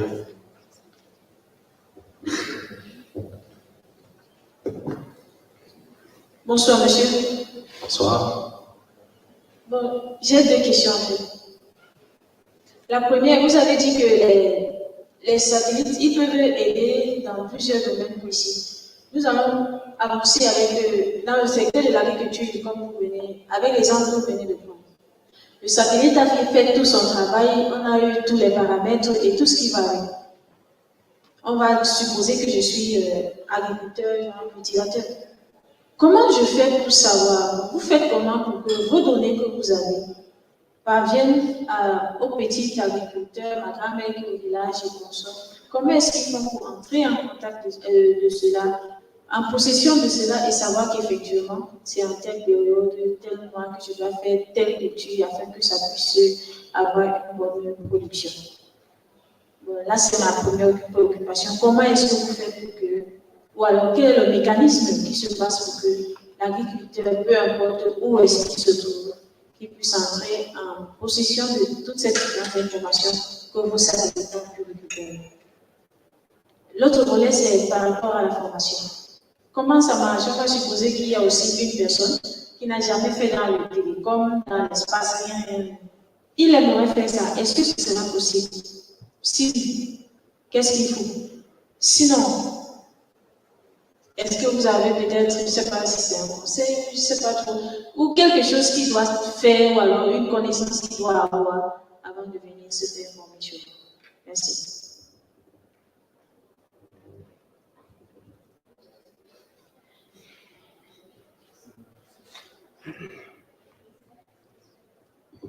C'est très belle question. La première question, comment est-ce que la grand-mère qui est au village, c'est généralement la grand-mère qui, je ne sais pas ce que les gens au village ont fait, mais comment est-ce que ça peut aussi être l'oncle au village? L'oncle au village, c'est souvent parce que, bref. La jeune qui a posé la question là, c'est elle qui prend, valorise et rapporte l'information à l'utilisateur final. Et il y a différentes façons de faire ça. Donc, le comment ça arrive, c'est toute une économie qui est créée. Je ne sais pas si vous me comprenez. J'apporte la donnée. Et il faut prendre cette donnée, l'analyser et la package, transmettre à l'utilisateur de la meilleure des façons. Ça peut être par des SMS, ça peut être par toute forme de communication que les utilisateurs au village, entre guillemets, peuvent consommer. Donc, si vous êtes solution developer, please develop the solutions. J'apporte la donnée, vous avez les solutions qui analysent la donnée et qui puissent envoyer des alertes au niveau du village par SMS, par USSD, ce que vous voulez. Mais il y a toute une économie entre les deux. Je ne vais pas tout faire. C'est mieux de créer l'environnement qui puisse faire naître une économie qui existe déjà. Ça s'appelle Satellite Data Economy. Qui existe déjà. La différence, c'est que aujourd'hui, il y a un fournisseur local privé, NMD. Avant, c'était plus compliqué que ça. Aujourd'hui, il y a un fournisseur local privé, on peut se tourner vers une entreprise camerounaise et dire on a besoin de données satellitaires. Avant, ce n'était pas le cas. Maintenant, pour la question qui concerne la formation, Lily, qui est assise là-devant, quand elle faisait la formation, normalement, en dehors de peut-être un article qu'elle avait lu écrit un jour, je ne sais pas si elle avait de l'expérience là-dedans. Aujourd'hui, c'est une caïd à l'international. Charles, qui est CTO de NMD, avant de faire les formations, il n'avait pas de background, vraiment. On part de quelque part. Il ne faut pas se dire que comme je n'ai jamais eu à faire dans le télécom, bien le spatial, etc., est-ce que je peux faire? Bien sûr que vous pouvez faire. Les plus de 100 personnes qu'on a formées jusqu'ici n'avaient pas de background dans le spatial. Les simulations que j'ai montrées là, ce que les étudiants ont fait, en commençant la formation, ils n'avaient pas de background. Vous comprenez, non? Il faut oser, il faut prendre, take a chance on yourself. Take a chance. C'est pour ça qu'on a ramené le coût et ramené le entry ticket à 50 000 pour que ce soit accessible dans le temps du sommet. Comment vous allez compléter le reste à 200 000 après, on va voir. L'important, c'est qu'on puisse vous permettre de monter en compétence. La pire des choses qui puissent arriver, c'est que vous ayez un CV beaucoup plus fourni et que vous soyez très intéressant sur le marché de l'emploi, quel que soit où vous partez. Parce que à compétence égale, celui qui a une certif dans le spatial est plus intéressant que celui qui n'a pas. Donc, try, dare, take a bet on yourself. C'est ça le step one. La dernière question. Oui, je sais. Ici. Où? Derrière vous. Ah, ok. Ah, j'ai le temps de prendre les dernières questions. Ok, mais c'est la dernière, ok.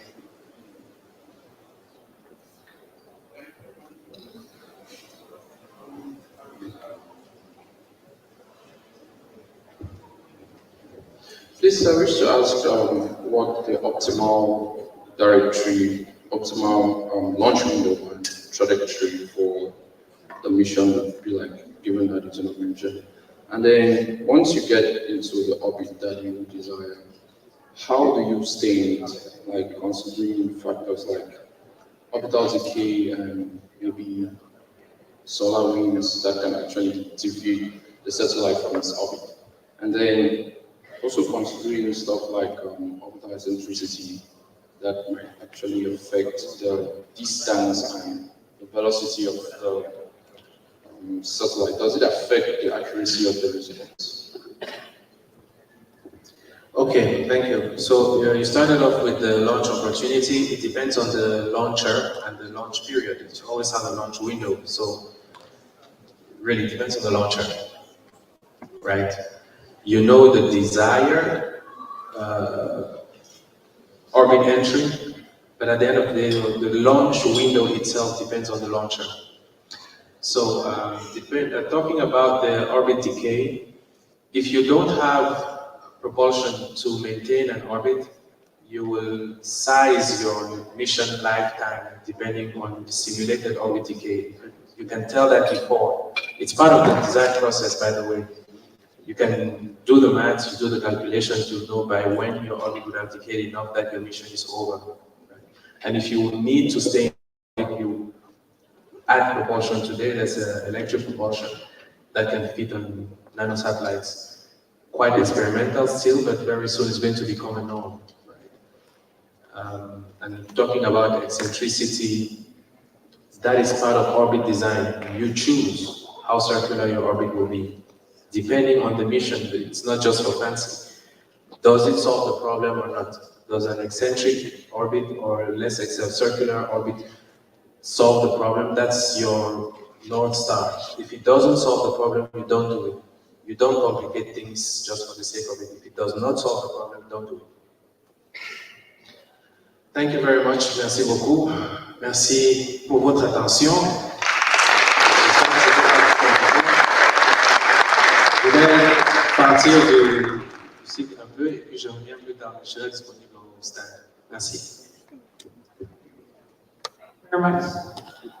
Please, another round of applause for him, for this wonderful presentation. I'm sure if there was someone here today who knew little or nothing about space design, you have an idea of what it looks like from today's presentation. Just before we get on our next speaker, I just want to announce that there is a bold market here. If you go out and go all the way to the end, they are outside. The market has restaurants and shops and so many things. So I encourage you to explore outside of the stands. You can go all the way to the end and you'll find the bold market. So make sure you visit and you might find something that you like. Very much. Merci, merci pour ces précisions. Merci, Dr. Aifeki, pour cette brillante démonstration qui fait, je pense, office de sensibilisation. Je répète, à l'extérieur, vous avez des stands et un espace dans lequel vous pouvez vous restaurer. Le 30 mai dernier, un document publié par le Fonds des Nations Unies pour la population interpelle sur la faible prise en compte de la santé sexuelle dans les indicateurs environnementaux, sociaux et de la gouvernance qui évalue la stratégie des responsabilités des entreprises RSE. Madame Mambou Kelly, experte en communication UNFPA Cameroun, a travaillé comme responsable communication et du plaidoyer au Local Youth Corner Cameroun en relation avec la jeunesse, la paix et la sécurité au Cameroun, va nous entretenir sur la santé sexuelle des entrepreneurs. Madame Mambou, s'il vous plaît, sous vos ovations.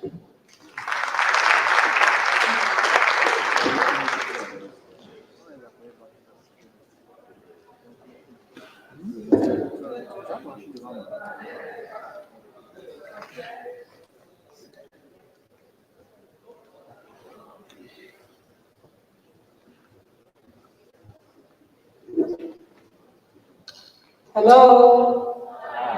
Hello? I'm sorry, but I kind of feed off of applause, and I'm still hungry right now. So can we have some more, please?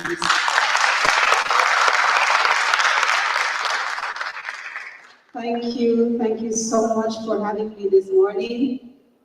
As the MC rightly said, I am Kelly Mambu. I am UNFPA Communications person as well as Innovation Focal Point.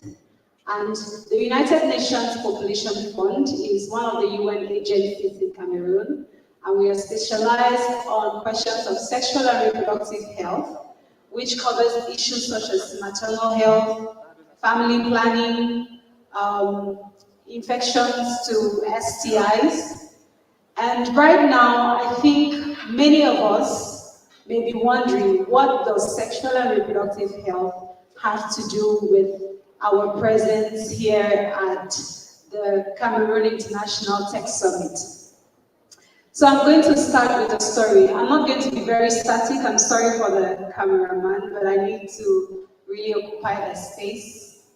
Is that a problem? Or is that okay that I'll be moving a little bit? I can speak both English and French. Je peux de langue à tout moment pour me rassurer que tout le monde est confortable. Et donc, j'ai commencé en anglais et je peux un peu continuer en français. Nous allons parler de la santé sexuelle et reproductive des entrepreneurs. Parce qu'il est très intéressant que nous apprenions toutes les choses que nous apprenons depuis le début de la semaine. Et pour certains, c'est depuis le début des hackathons. Mais il faut savoir que si nous n'avons pas la bonne santé, si nous ne sommes pas en bonne santé, tout ce que nous avons appris risque de ne pas avoir de valeur parce qu'on n'aura même pas la capacité de se lever ou même de réfléchir pour pouvoir mettre en exécution tout ce qu'on aura appris pendant notre séjour ici. Est-ce qu'on est d'accord? Eh bien, UNFPA, pour être sûr qu'on est toujours ensemble, je vais vous apprendre le slogan de UNFPA pour les jeunes, parce qu'on a beaucoup de jeunes ici. Lorsqu'on dit UNFPA, les jeunes répondent « Put young people first ». Parce que UNFPA croit au potentiel des jeunes. On va essayer de le faire ensemble. UNFPA, put young people first. UNFPA, put young people first. Can I hear you now? UNFPA. Thank you. Donc, on va faire ça de temps en temps pour se rassurer qu'on est ensemble. C'est bon? Donc, je vais commencer avec la scène d'un film. Il s'agit de Taraji P. Henson, qui est une actrice américaine très connue, qui, dans un film, on la voit courir totalement mouillée, l'eau qui dégouline de ses cheveux, elle a l'air stressée, elle est inquiète, et elle court et elle rentre dans sa salle de travail. Avec toute cette inquiétude, on a l'impression qu'elle est en retard et c'est pour cela qu'elle courait. Elle est en train de paniquer et elle respire fort. Alors son patron lui demande « Où est-ce que tu étais? Parce qu'à chaque fois que je te cherche, je ne te trouve jamais quand j'ai besoin de toi. Et chaque jour, je me rends compte que pendant 40 minutes, tu as disparu du bureau et personne ne sait où tu es et je commence à en avoir marre. J'ai l'impression que tu ne veux pas garder ton travail. Où est-ce que tu étais? Je te demande pour la dernière fois. » Et malheureusement pour elle, son patron s'est tenu à l'étage pour poser ces questions. Et dans toute la salle, elle semble être non seulement la seule femme, mais également la seule femme de couleur. Il faut savoir que c'est un film qui trouve son contexte un peu dans les années 70 par là, où le racisme était encore très élevé aux États-Unis. Alors, devant tous ces hommes dans la salle, Taraji est obligée de dire à haute voix « J'étais aux toilettes ». Et le monsieur choqué, il demande « Aux toilettes ?»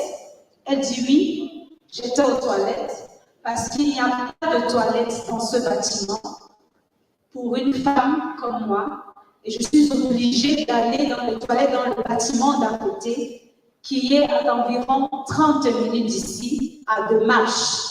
Et donc, je suis obligée de traverser la rue, sortir du bâtiment, traverser la rue, courir un petit peu, aller dans l'autre bâtiment, leur demander la permission d'utiliser leurs toilettes, le faire et revenir au bureau. Et c'est pour cela que ça me prend 40 minutes par jour.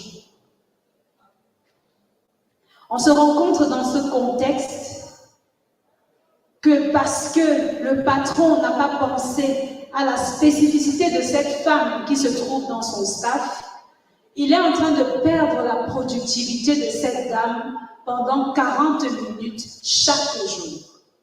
Et si on fait 40 minutes fois 5 jours de travail, 40 minutes fois environ 20 jours dans un mois, c'est quand même beaucoup.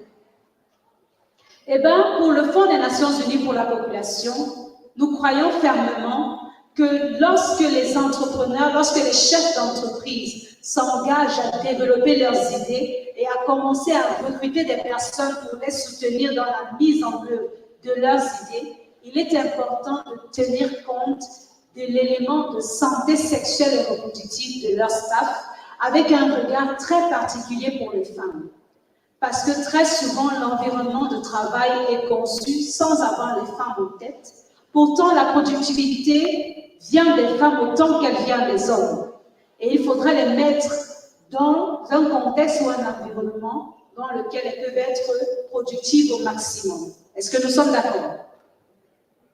C'est donc sur cette base que nous avons échangé ce matin, parce que nous voudrions un peu partager avec vous ce que UNFPA voudrait encourager les entrepreneurs de faire désormais pour se rassurer qu'en déployant leurs énergies, en prenant le temps de recruter les bonnes personnes, qu'ils prennent le temps de créer un environnement qui leur permette de retenir leurs meilleurs talents, surtout les femmes, et bien les autres également. Parce que lorsque l'environnement est agréable pour les femmes, il peut être agréable pour tous les autres. Et il y a 6 éléments sur lesquels il est important que les chefs d'entreprise que vous êtes, ou les futurs chefs d'entreprise que vous êtes, puissent investir le temps et l'évaluation pour se rassurer que leur personnel se sent bien. UNFPA. C'était une UNFPA. Thank you very much. So, like I said, there are 6 areas on which we are going to focus for us to have a better idea on what you as entrepreneurs should invest on to be sure that the women and girls in your organization or the staff that you've selected for your organization is comfortable, to be sure that you have the most productive team ever. Many persons really neglect that, and I really want you to take it into account because it's important for you as the women who are in the hall, and it's important for you, the men who are in the hall, to support them in this process.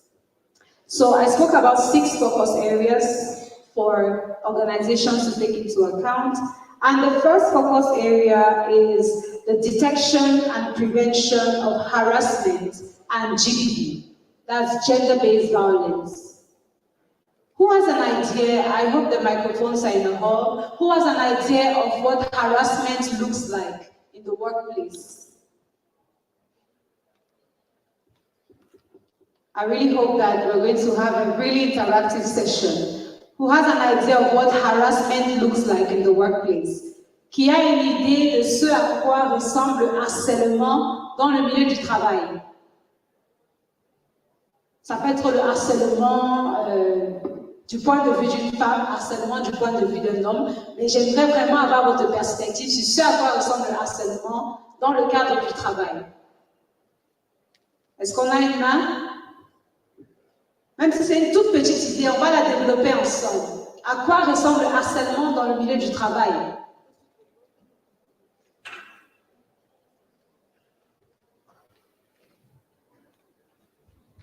Merci. Hello everyone. Harassment in the workplace looks like, I don't like this outfit you're wearing because it turns me on. I'm not going to give you this project because you don't like my messages at night. Excuse me. It looks like you're not going to get that promotion because you're not going to have sex with me. Those are the examples of harassment in the workplace that I know of. Can we have another one? Please, for her. Clap 1, clap 2, clap 3. Thank you. Can we have another suggestion? Here is the hand this way. What does harassment look like in the workplace?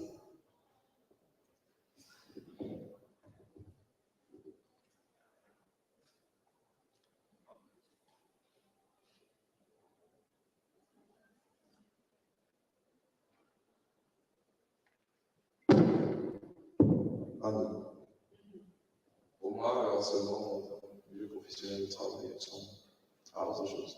C'est une expérience à apporter quelqu'un. I'm sorry, we're barely hearing you. Pour moi, le harcèlement, c'est une pression continue, constante dans le lieu de travail.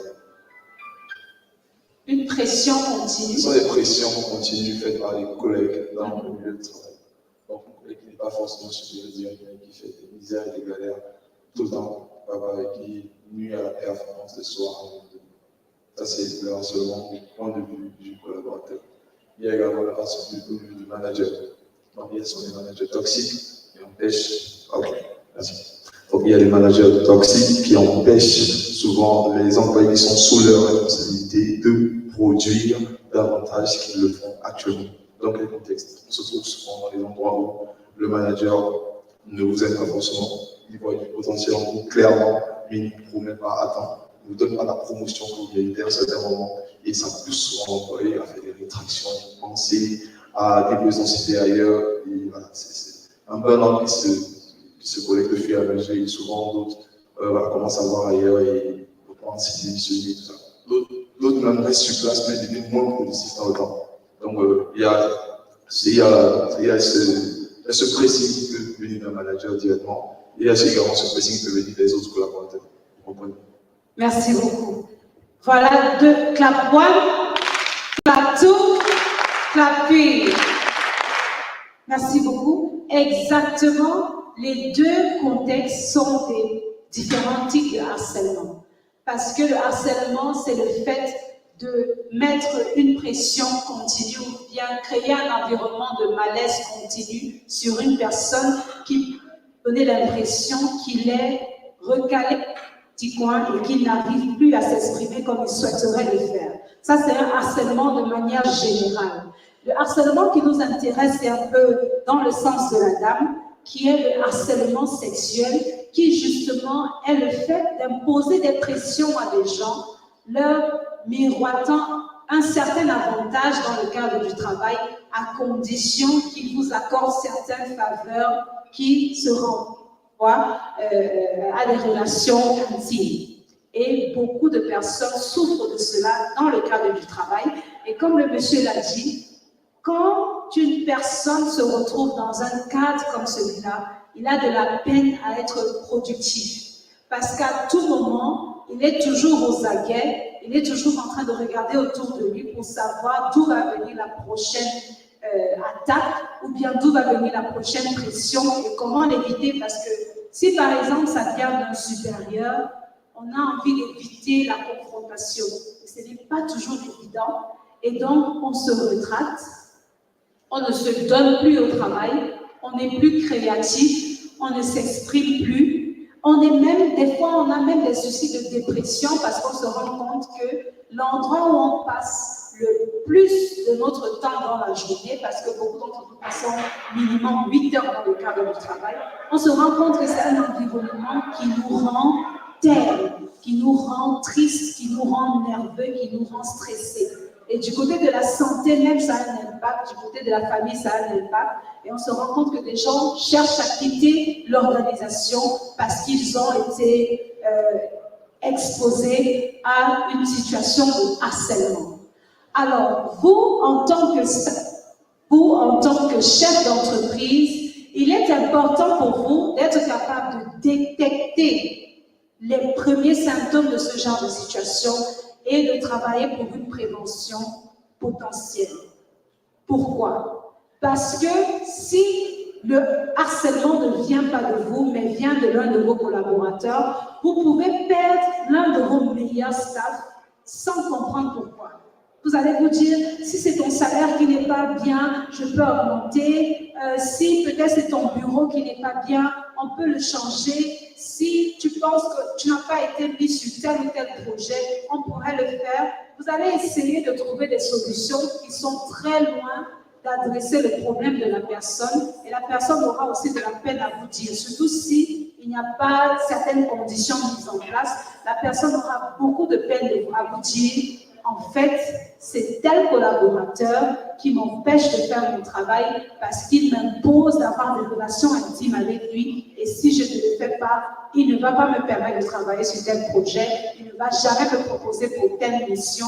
Il ne va jamais me confier des responsabilités qu'il sait très bien que je peux gérer.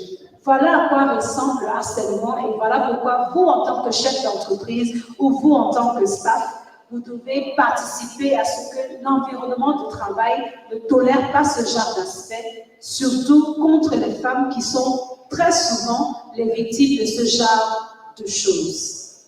UNFPA. C'était timide encore. UNFPA. Merci. Le deuxième élément, we said we have 6 focus areas for entrepreneurs to take into account for their sexual and reproductive health and that of their staff. The second aspect is aspects of counseling for antenatal care, pregnancy, and family planning. Counseling for antenatal care, pregnancy, and family planning. What do we mean by that? You know, as women, there's nothing you can do about it but happen to be the one that carries life. And before you ever carry a life inside of you, definitely every month, you may have like 2 to 5 days where your productivity level is not the same. And the men in our working space, what we expect of them is to have some support and understanding towards the women in that season. Because your best staff, if your best staff is a woman, and you treat her poorly during that season because you feel like she's just using it as an excuse to escape from work, you may lose your best talent based on the way you handled her in her vulnerable state. Are we together? Yeah. Many women each month have about 2 to 5 days where their productivity is not the same, because periods make some women really edgy. Who have had that experience where you just see somebody become angry all of a sudden and you don't understand why, and then later on she tells you she was on her period? Anyone ever had that experience? Like, please just raise your hand so we know we're together. Like, she will just change her mood. Thank you very much. She will just change her mood. So don't expect that person, that same person who delivers results in less than the time allocated, don't expect her to be just as productive during that period. And so it is for you to make sure that all the other staff, be they male and female, do not take that season in a person's life or that little period in her life to kind of run down every other thing that she ever did, or to kind of question her, how would I call it, her competence in something. Rather, there's a way that you should be able to interact with her to make sure that she is still comfortable and you people understand. Like, for example, when you know that she gets very edgy, you know that at that point in time, you don't come by her office. You don't come and ask things, you send emails or messages, like just to avoid her wahala, so that somebody should not rain her frustration on you. Or there's a way that things that you're going to do to avoid, you don't talk too much, you make sure that during that period, you are just as limited as possible in terms of communication. For those who get edgy, it's not everyone who gets edgy, but it's just for all the staff to understand that it may happen that a woman is not as productive during her period as she would be during the rest of the month, and your role is to make sure that the environment is very comfortable during that period so that she doesn't feel less of herself as the competent staff that you are because of that. It's not a handicap, it's just a few days, and after that we get ourselves back together and come back to work with the full force that we had. I'd like to share an experience, a personal experience I had. Who knows Starland Hotel? Starland Hotel here in Yaoundé, yes? I was very surprised to go to the bathroom at Starland Hotel and realize that in the female bathrooms, they have little wrappings, which are supposed to serve as disposable wrappings for use sanitary pads. And I found that so thoughtful because you wouldn't find that in many other hotels. I'm not advertising, please. We're talking about menstrual hygiene management. It's beautiful to find because you get to realize that whosoever thought that hotel thought it with women in mind. And so you as entrepreneurs, you as the leaders and the heads of organizations should think your organization with women in mind. For example, it will be so uncomfortable to have women use the same space as men. Because if women use the same space as men as bathroom, if a woman is on her period, she'll be very uncomfortable to go to that same bathroom, maybe to change. And we'll find ourselves in the same context as that of Tara G in the story that I told us at the beginning. So it's important to take that in mind. I want the best talents in my team. I want the most efficient persons in my team. And I know it can happen that in that criteria that I've drawn for myself, I may find a woman. And when a woman comes into my team, here are the different things that I should take into account. The other thing that we have to take into account is pregnancy for women. A woman clearly, for most, is not as efficient when she carries life inside of her as to when she doesn't. And for some, it may be all through the pregnancy, like from day 1 to the last day. And for others, it may come much later in the pregnancy, maybe as from 7 months, as from 8 months. That's when she becomes slower in what she's doing. That's when she's not as efficient. You need to take into account the fact that she's in that state and create an environment that goes with it. Like, if you think of the fact that some women have morning sickness, then if there's an urgent meeting, put it at 9 o'clock, not at 8 o'clock or 7:30, because she may miss the meeting and you may be angry thinking she did it on purpose, whereas she really found herself in a situation whereby she really couldn't help it because the pregnancy is really heavy on her. So as entrepreneurs, as women in entrepreneurship, we should take into account the fact that it may happen that we cannot do certain things because we're trying to create life. But women are able to do all those things. If we have the ability to give life, we have the ability to give life to humans and give life to businesses, give life to entrepreneurship, give life to our ideas, give life to innovations. It's just a matter of being able to balance it out and organize yourselves. But don't beat yourself too hard because maybe a project took 2 months more because you were slow at it because you were pregnant, and then feel like, okay, I'm never going to have children again because they're stopping me from achieving my goals. No. It's a matter of organizing yourself and putting, like, prioritizing right. And for the men in our environment, in our work environment, it's about you understanding this and being a little bit gentle on the women during that season, such that they can still remain productive and you can still keep your best talents. UNFPA? UNFPA? Okay. We spoke about 6 things.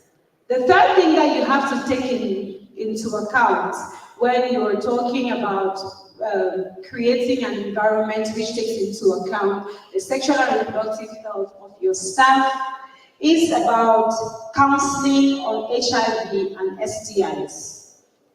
We know sexually transmitted diseases are some of the diseases that may hamper our full potential in the workspace. Like, you have something that keeps you down, you can no longer go to the office, or you have to leave the office from time to time to go and collect treatment. You need counseling on this. And as a leader of an organization, you need to direct your staff on places where they can get counseling on this. Because you don't want to lose your staff to any illness. And you know, some people get to be put down by the idea of the illness more than the illness itself. Is that right? Who has had that experience? Like, they tell somebody you are sick, and they have been sick for a while, but it's actually the information that gets them to really begin to drop in their physical ability. Has anyone had that experience? It has happened so many times. Can you share your experience, please? Microphone. Just tell us how it was. What happened? Okay. For the experience, once I was in a clinic to accompany someone, and one nurse there told me, she looked into my eyes and she told me that, she asked me if I'm sick. I told her no. She said my eyes are yellowish and I really look sick. And from that day, when I went back home, I started seeing the symptoms because of that idea of sickness. Yeah, I started seeing the symptoms. I even went for checkup to see if I'm sick or not. So it really started creating symptoms. So it's very true. Thank you very much. Clap 1, clap 2, clap 3. So you see, somebody can be sick in the body, maybe, but it's the idea of it that actually puts him down. And so, as an entrepreneur, at some point you're going to be like a psychologist for your staff. Or even if it's not you, there should be a designated staff who does that for your staff. That if they're going through something, there should be somebody, usually it's the human resource, there should be somebody they can go to and talk to, and the person actually counsels them. Like, okay, I got to learn that I am in this state right now, and I really don't know what to do about it. I'm suffering from this STI or HIV positive. If you're free, if you're comfortable, you can say that. And I don't know. I don't know how people are going to behave when they know. I don't know if I should tell them. I don't know if I should resign. And that's when the HR's job is to make you as comfortable as possible and to make sure that you still remain as productive as possible such that it doesn't take you down. Like, you're getting treatment, right? Yes. So what's happening? There is nothing that is going to happen. You know your state. You now have to be careful. Other colleagues don't know about it. We are going to manage it as a team. We are going to make sure that the environment doesn't change so much because you have this or that. But just make sure that you keep working as usual. You can always come and talk to me. Just making somebody feel like that can make them feel like, I want to give more to this project than what I've been giving so far, because I feel like they don't just look after my competence, they also have me as a person at heart. And you as an entrepreneur, it is great to be able to keep people in your team by making them feel like you have them at heart and not just what they are to the table. Another thing too is maybe sometimes a woman would have an unintended pregnancy, and when she gets pregnant, she's like, I don't know, maybe when they will know I'm pregnant, this promotion I've been working for, I wouldn't have it, or there's a project coming up in 3 months' time, I don't know if I'll still be able to handle it, I don't know how the pregnancy is going to treat me, I don't know if I should just back off and let somebody else take the project. You should be able to have someone in your team or yourself as a lead to tell her, we aren't there yet. We are going to see how it's going to progress. It's important for you to build your family. And if you can still have the strength to support us, we are going to also support you in this process. It's not the end of the world. And everybody's pregnancy is not the same. Yours can be different. Let's just continue, and when we get to the bridge, we will cross it. But for now, you're fine. So let's continue working like there's nothing wrong. And you make the person in the team feel like, okay, I'm comfortable, and my boss trusts me. He trusts in my competencies so much that he doesn't want to just take this project off of my table. So let me keep working in this space. And speaking of unintended pregnancy, another one of the focus areas is modern contraception. You know, as youths, even if nobody tells you or nobody ever spoke to you about sexuality, as youths, when you hit puberty, at some point you may want to explore. Maybe even after puberty, it so happens that you get to an environment where so many persons have already had a sexual experience and you feel like you're the only one lagging, so you want to engage. It's important that you have the right information, especially for the women, because even pregnancies are planned. The same way that you plan your projects, the same way that all your ideas and solutions that you've been building, for those who have been involved in the hackathons, the same way that you work on all of that is the same way that your pregnancy is planned. Do you know that some people plan their pregnancy so much so that they make sure their babies are born on their birthdays? Do you know it's possible? I'm seeing people smiling. It's possible, people do that. So you should be able to also plan your career, your projects, your life, and finances. And so it's important for you to look up to choosing a modern contraceptive method. And to be able to choose the best one for you, you just have to go to a health center or a hospital, and there are counselors there because there are different types of contraceptions that exist. Do some of us here know some of those contraceptive methods? If you know any contraceptive method, please just put up your hand and you're going to share with us. There are many of them, and the counselor's job is to discuss with you and have you choose the one that works best for you. Any contraceptive methods, anyone can cite any common one. I would expect a guy to mention that one. I've been in English for too long. Let me go back to French. La méthode de contraception la plus connue, les hommes. Une main. Dites quelque chose.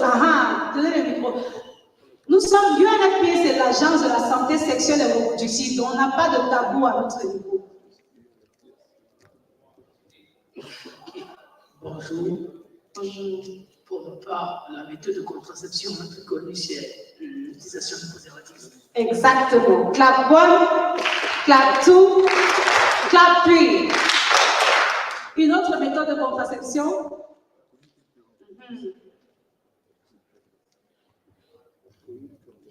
Une autre méthode de contraception, nous avons l'abstinence. Abstinence. Effectivement, clap one, clap two, clap three. Une autre méthode.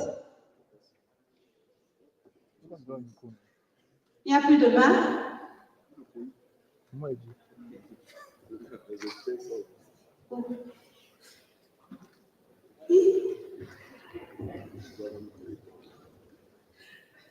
Après lui, vous allez essayer de crier là-bas. Mais lui d'abord.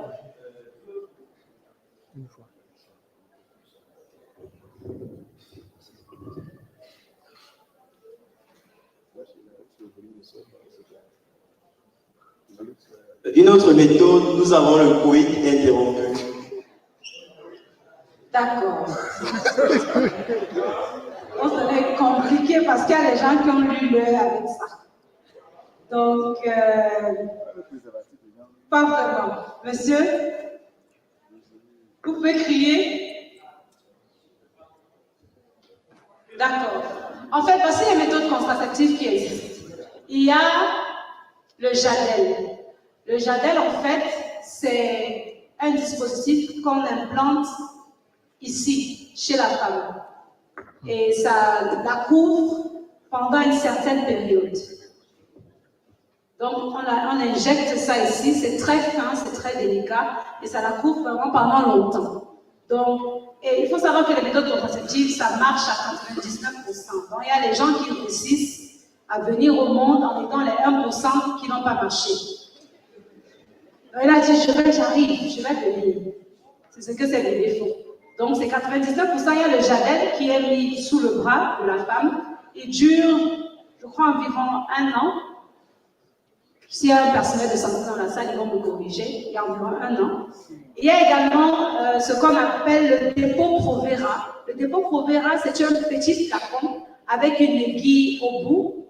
Et c'est une injection intramusculaire. Donc, on cherche les muscles et on pique à l'intérieur.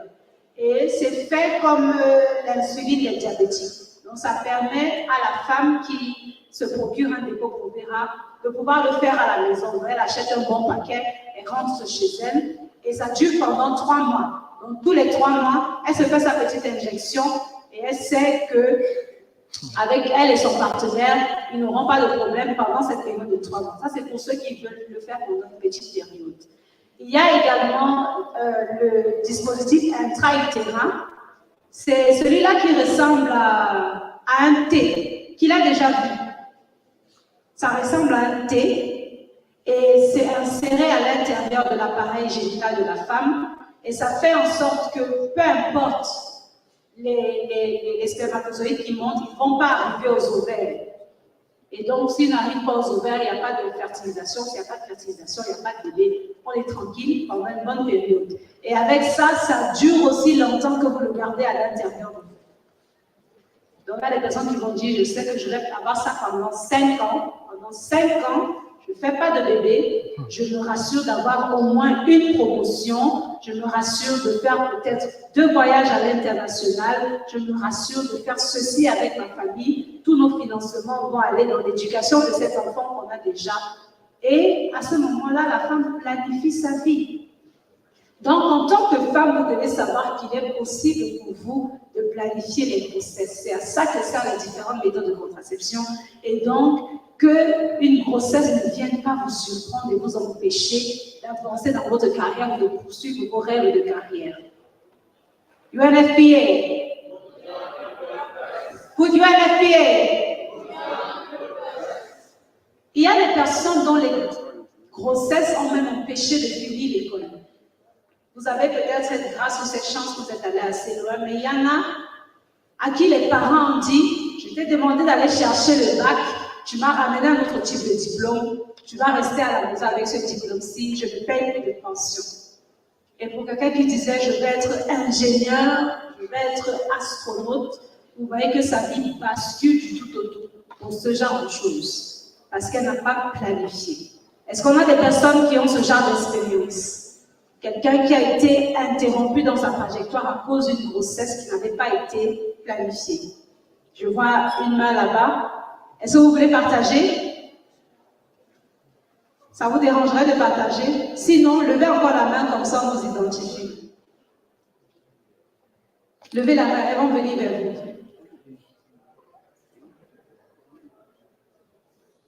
On vient vers vous? Levez la main, elles ne vous ont pas vu. Apparemment, elle ne veut pas partager son histoire. D'accord. Donc, c'est un peu ça.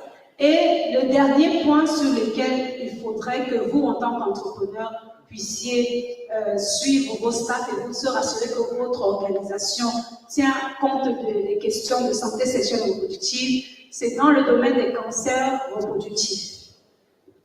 Les cancers de la reproduction, ce sont les cancers qui attaquent l'appareil génital de l'homme ou de la femme.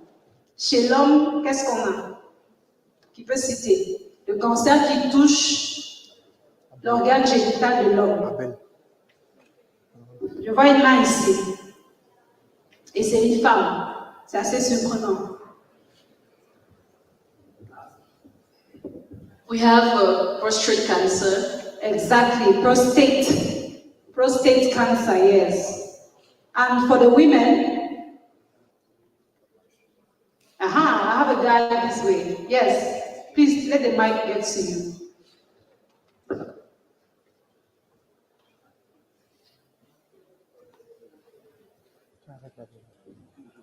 Le cancer de l'utérus. Exactement. Le cancer du col de l'utérus. Clap one, clap two, clap three. Clap one, clap two, clap three. Je n'aime pas les têtes. Il fallait qu'on applaudisse aussi pour elle. Donc, exactement, pour les hommes, cancer de la prostate et pour les femmes, il y a le cancer du col de l'utérus, mais également le cancer du sein. Et le cancer du sein, ça affecte aussi les hommes. Vous savez, nous sommes dans le mois d'octobre rose. Je vois quelqu'un qui me regarde avec un regard bizarre parce qu'il dit que le cancer du sein touche aussi les hommes. Mais oui, parce qu'il suffit d'avoir une boule dans sa poitrine et c'est aussi appelé cancer du sein. Bien que chez l'homme, c'est un pectoral, mais c'est aussi appelé cancer du sein. Donc, quand cette tumeur grandit dans cette partie du corps, c'est appelé cancer du sein. Eh bien, il est important dans vos structures de pouvoir sensibiliser les gens sur ces questions-là, d'avoir quelqu'un qui va les sensibiliser, les orienter. Si quelqu'un a une petite panique, qu'il puisse avoir quelqu'un qui est assez aguerri pour dire non, ne panique pas, tu peux aller à l'hôpital, tel endroit, ils font des tests très souvent là-bas et on pourra te dire si c'est ça ou pas, mais c'est bien que tu aies identifié ce symptôme, comme ça on va se rassurer d'une détection assez tôt, parce que beaucoup font la maladie parce que la détection était assez tardive. Donc, voilà les 6 aspects sur lesquels nous, en tant qu'entrepreneurs, devons nous focaliser pour se rassurer que toutes nos belles idées, toutes nos belles innovations, tous nos gros projets puissent être mis en œuvre. Que pour être capable de réaliser tout cela, qu'on soit en très bonne santé et surtout la santé sexuelle et reproductive. Je ne sais pas s'il y a des questions, mais je suis arrivée à la fin de cette présentation.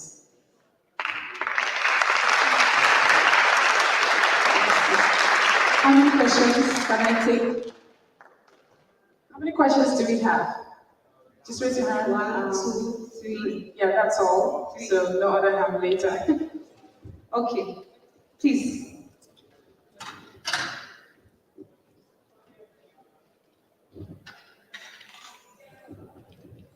Bonjour à tous. Bonjour. S'il vous plaît, madame, j'aimerais savoir, quand vous avez parlé des différentes méthodes de contraception, j'aimerais savoir s'il n'y a pas d'effet secondaire après l'application. D'accord. À ce sujet-là, c'est l'inquiétude de beaucoup de femmes, les effets secondaires des méthodes contraceptives. Eh bien, sachant que la méthode contraceptive, c'est une hormone supplémentaire qu'on met dans le corps. Très souvent, ce sont des méthodes hormonales. C'est-à-dire que ça joue un peu sur la manière dont ton corps est normalement réglé, juste pour se rassurer que tu ne conçois pas un enfant. Et le fait qu'il y ait ce petit trouble dans ton corps, ça peut avoir des conséquences.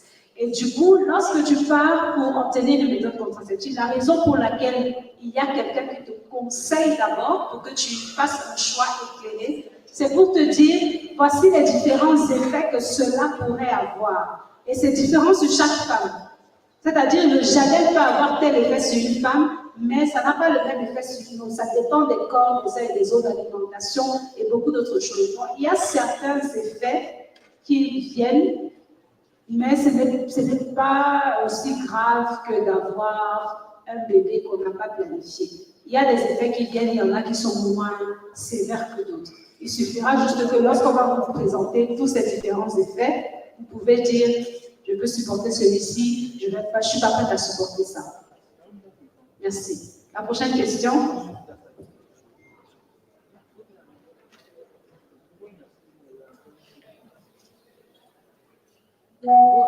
Bonjour madame.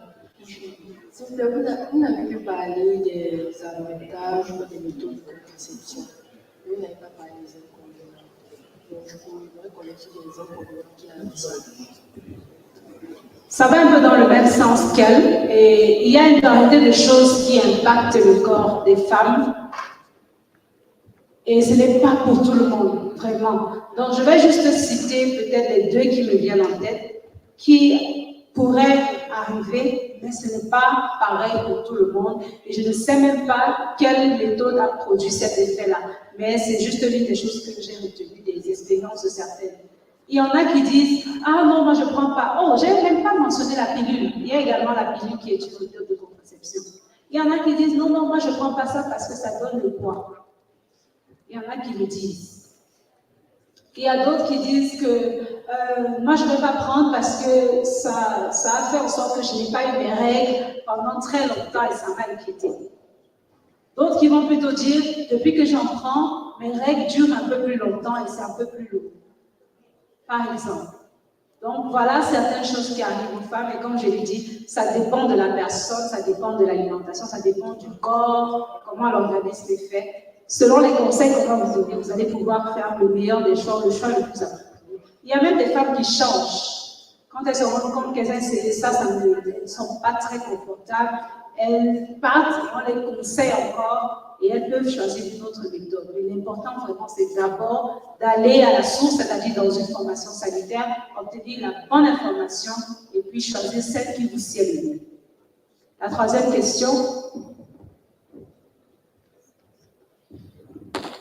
So I just wanted to inquire between the using of contraceptives and you manually calculating your menstrual cycle period, like knowing when ovulation begins, when you're likely vulnerable to pregnancy or not, which one is more assuring to use, contraceptives or manually calculating it?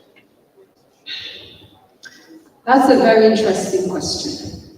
It's interesting for two reasons.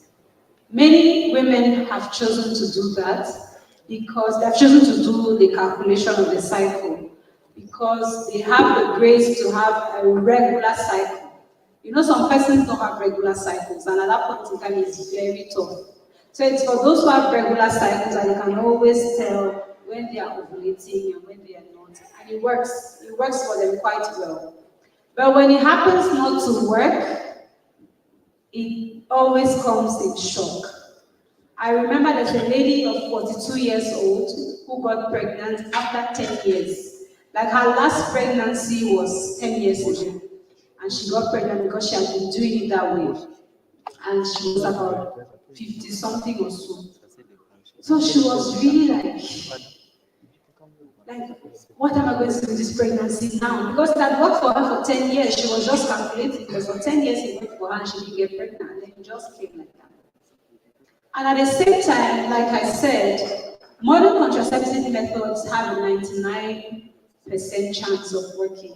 So there's always that 1%. There's always that 1%, but it's always better to be safe than sorry. And so you shouldn't go into something that has 99% chances to work, thinking of the 1% that won't work.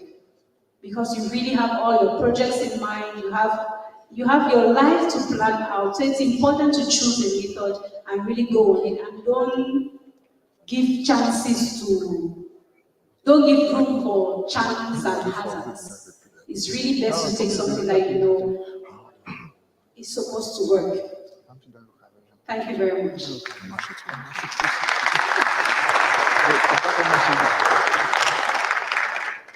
Thank you so much. I guess we should also do clap 1, clap 2, clap 3, and rain it. Thank you so much for that wonderful presentation. I hope that was very helpful because it was interactive. And right away, we're going to go into our next speakers for this afternoon. And we're going to be having a product launch. Who here visits a library? Anybody visits a library? Ever visited a library? Okay, few readers. Okay, anybody knows that there's anything like a legal library? Anybody? Okay, then you're supposed to be in this hall because that's what you'll be learning about right now. We're going to be inviting a team from Itamba, which is a digital legal library. And if you wanted to create a business and needed legal documents about requirements in that domain, this Itamba platform would be the place to go. So in this moment, I would invite the team led by Ms. Saimano to do the product display. Is a product display? So put your hands together for him as he makes his way up the stage. Thank you.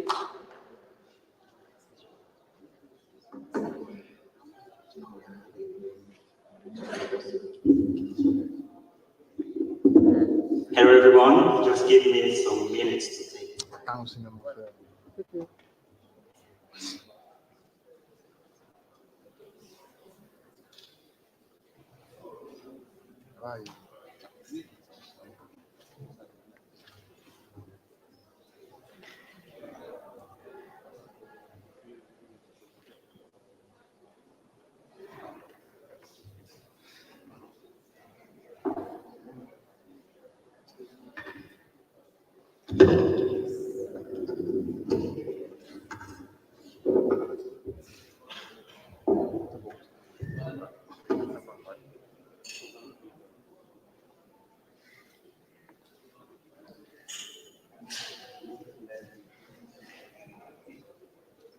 Right, maybe my screen can be displayed.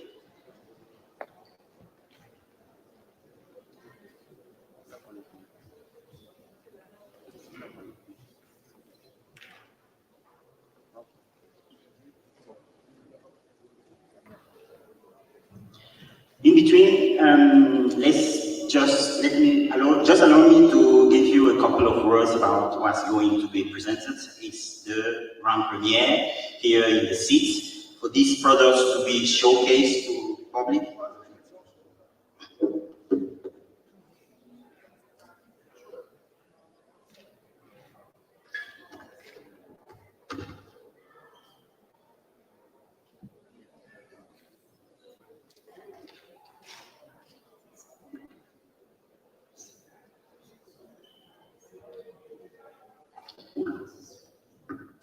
All right, so it's the grand premiere for these products to be displayed, and we're really happy to be here with all the team. We have been working very hard to introduce to you, to present you this product.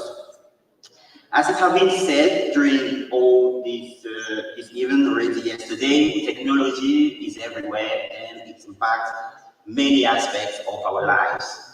We know that it impacts the way we move, or the transportation. We have heard already some presentation about fintech, so all about finance, payment, money transfer. We have a lot of technologies in there.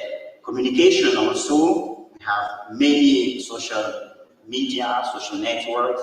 The way we communicate today is completely different to what our parents used to do before, and for sure to how our children will do in the future.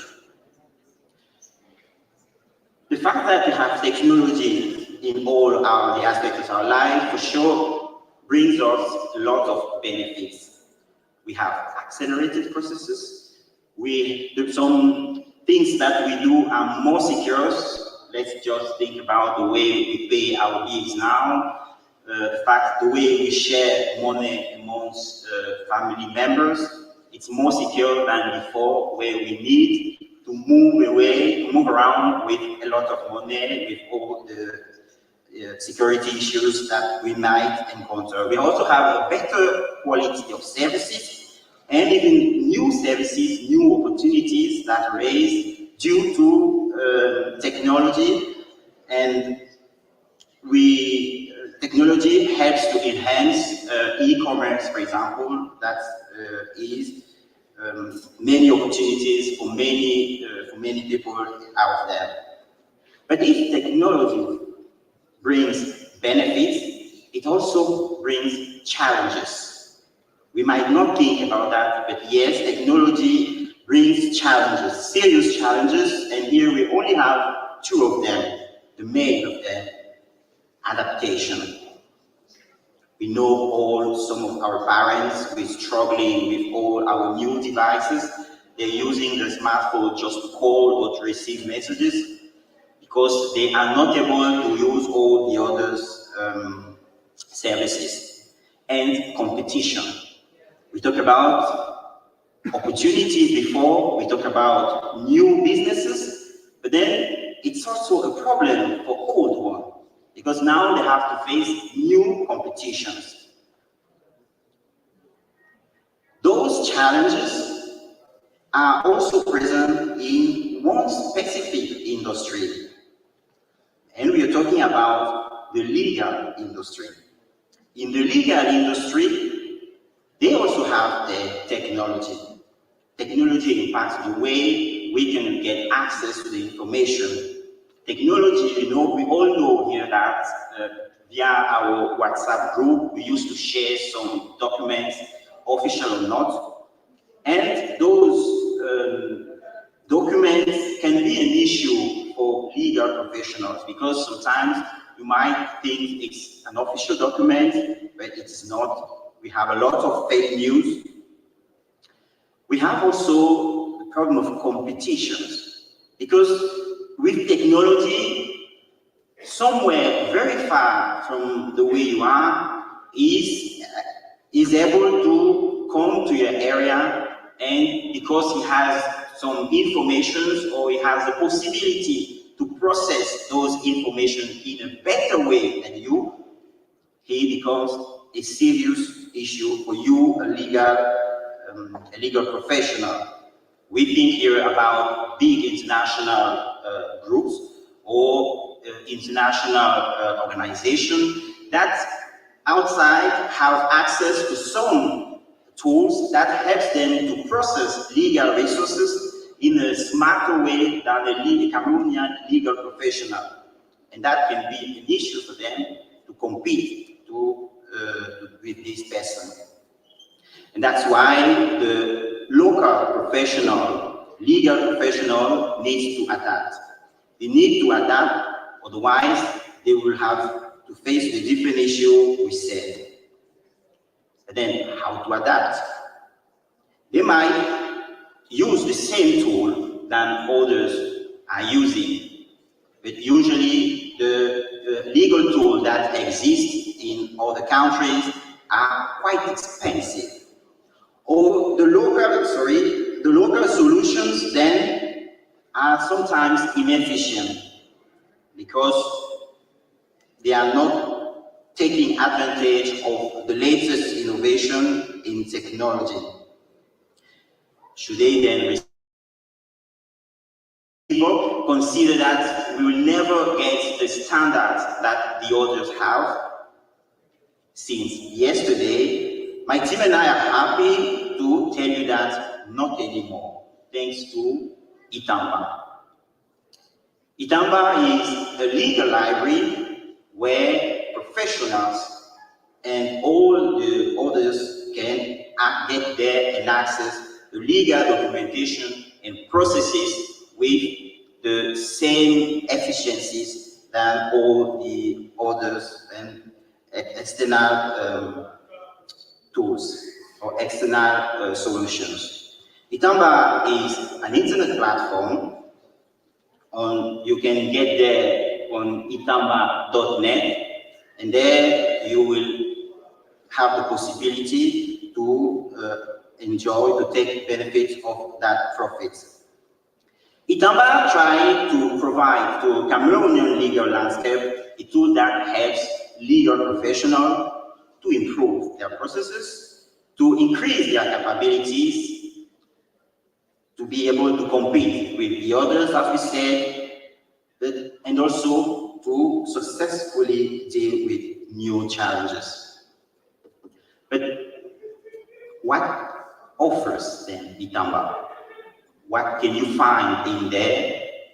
Is it really interesting? Please allow me to introduce here on the floor our legal analyst, Hortense, to tell you more about what you can find on Itamba.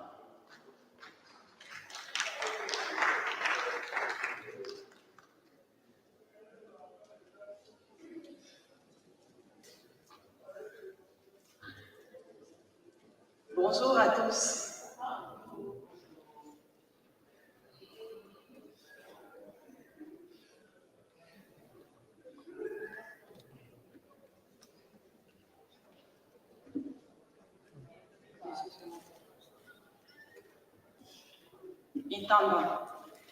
Itamba Library, c'est quoi? Itamba Library, c'est un contenu, des avantages et des outils. Cette plateforme nous propose une panoplie de tests de loi utilisés au Cameroun. Elle est 100% de la juridiction camerounaise. Donc, ici, vous retrouverez des tests qui vont dans le domaine du droit pénal, du droit des affaires, du droit du travail et bien d'autres encore.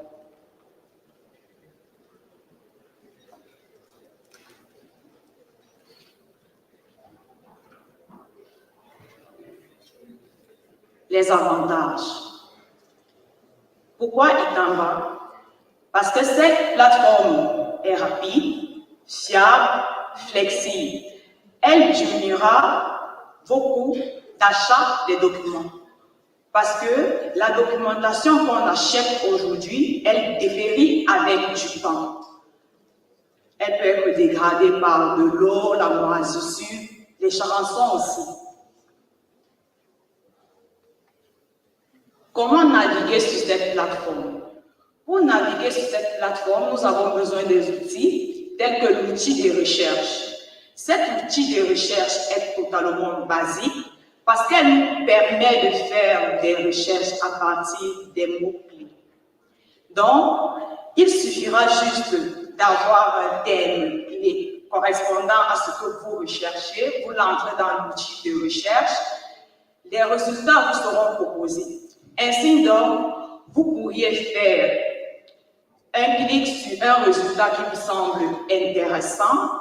De là, vous aurez l'article en question contenant le mot-clé qui sera affiché. Vous permettra ainsi de prendre connaissance de tout le contenu de l'article en question. Celle-ci a également l'outil appelé signet, permettant à tout un chacun d'épingler ou attacher un article qu'il aura lu, qui le semblera très intéressant, afin qu'il puisse revenir quelques mois plus tard, le retrouver dans le menu des signés. Ainsi, il pourra reprendre connaissance de cet article et de son contenu.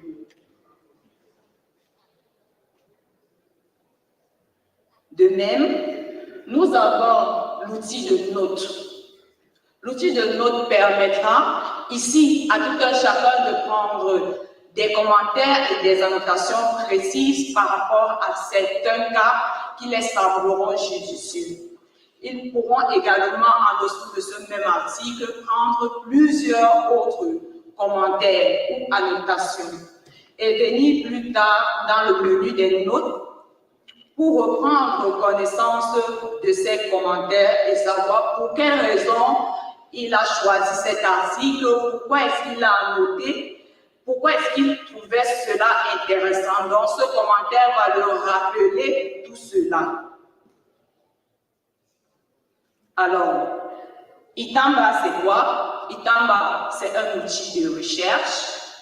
Excusez-moi, pas Itamba, mais la plateforme juridique ou la bibliothèque juridique Itamba en ligne. C'est un outil de recherche, un bookmark ou signet et des notes. Merci.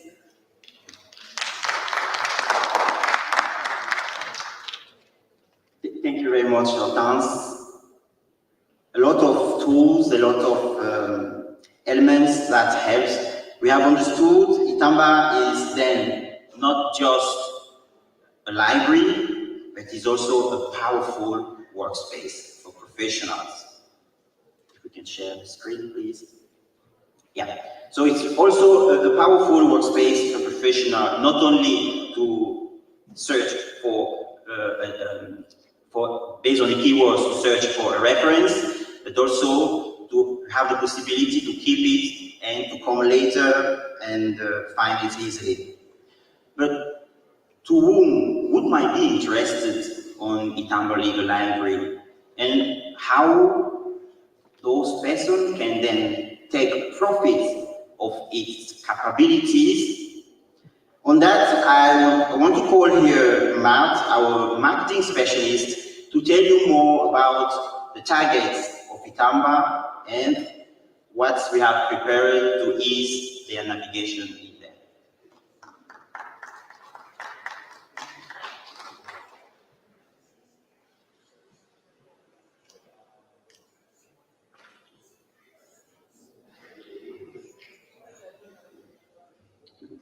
Bonjour, bon après-midi à tous.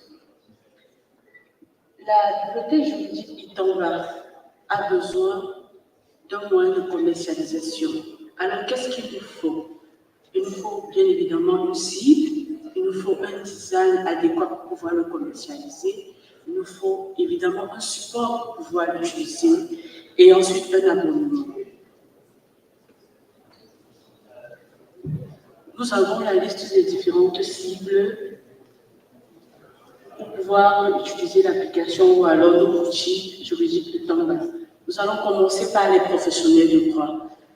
Cette plateforme juridique s'adresse essentiellement à des professionnels de droit pour leur permettre de se déplacer sans s'encombrer avec des tests juridiques physiques. Et ça leur permet aussi d'avoir une rentabilité et de gagner en temps lors de leur recherche, qu'ils soient rapides, qu'ils soient efficaces, et ça leur enseigne en temps réel sur tous les tests juridiques en vigueur, actualisés et anciens. Ensuite, nous avons les entrepreneurs, des chercheurs et des journalistes. Les journalistes parce que il a besoin d'avoir des informations fiables et actualisées lorsqu'il veut faire ses articles. Il a besoin d'avoir une compréhension claire des enjeux juridiques lorsqu'il veut publier un article sur une affaire. Ensuite, nous avons les étudiants. Itamba Library se veut de former spécialement les étudiants parce que c'est le fer de lance de la nation. Alors, Itamba Library a décidé de se spécialiser dans la formation de la transformation des technologies à venir pour les jeunes étudiants, de leur donner la priorité, de les accompagner ou alors de leur donner une vaste couverture juridique dans tous les domaines et de les accompagner dans les études, de leur renforcer ou alors de renforcer leurs connaissances juridiques. Peu importe le domaine dans lequel l'étudiant évolue, il tend à l'abri se veut de le former et de l'accompagner dans ses études. Parlons du design. Le design de notre plateforme, il est simple. Vous voyez, il a de belles couleurs, il est propre, il est lisible et il est intuitif. Nous avons 3 colonnes. La première, nous avons la colonne des signets. La deuxième, nous avons la colonne des éléments recherchés, comme l'a dit notre collègue analyste. Et la troisième, nous avons le document déroulé. Lorsque vous faites la recherche, vous pouvez facilement avoir le document et naviguer dessus. Notre design est également cohérent. Il est visible, il est facile à comprendre et il est épuré. C'est-à-dire que vous pouvez facilement l'utiliser et naviguer et être renseigné sans toutefois vous ennuyer sur l'outil. Alors, lorsque nous avons le compte, comment utiliser notre plateforme, notre outil? Nous avons déjà nos PC au bureau, il est plus facile de se connecter et d'avoir une vue un peu plus grande, présentable pour pouvoir naviguer. Ensuite, pourquoi pas nos tablettes pour les jeunes étudiants qui ont besoin de faire des recherches en classe. Vous avez des tablettes, vous avez des smartphones. Il est facile, lorsque vous avez un compte, d'entrer dans le site et de naviguer via ces différents supports. Alors, les différents types d'abonnements, parce que lorsque vous devez créer un compte, il faut bien que vous ayez un abonnement. Nous avons 2 types d'abonnements pour les particuliers. Nous avons un abonnement pour les professionnels de droit. Comme je l'ai dit tout à l'heure, un professionnel de droit, il a toujours besoin d'avoir sa documentation près de lui. Alors nous avons un abonnement spécialement pour les professionnels de droit ou pour des particuliers qui pourront faire leurs recherches personnelles. Et en plus, nous avons l'abonnement pour les organisations, les instituts, les cabinets d'avocats pour les stagiaires et les écoles en droit et bien évidemment des entreprises de chercheurs et d'entrepreneurs. Alors, Itamba Library a besoin essentiellement d'une cible, spécialement des professionnels de droit et des étudiants, bien entendu, pour leur permettre d'évoluer dans leurs études. Itamba Library a besoin d'un design intuitif pour permettre à tous nos utilisateurs, autant pour moi, de se sentir à l'aise pendant la navigation, pendant le parcours de l'outil. Et Itamba Library s'adapte à 2 types d'utilisateurs, que ce soit des particuliers, que ce soit des institutions. Je vous remercie.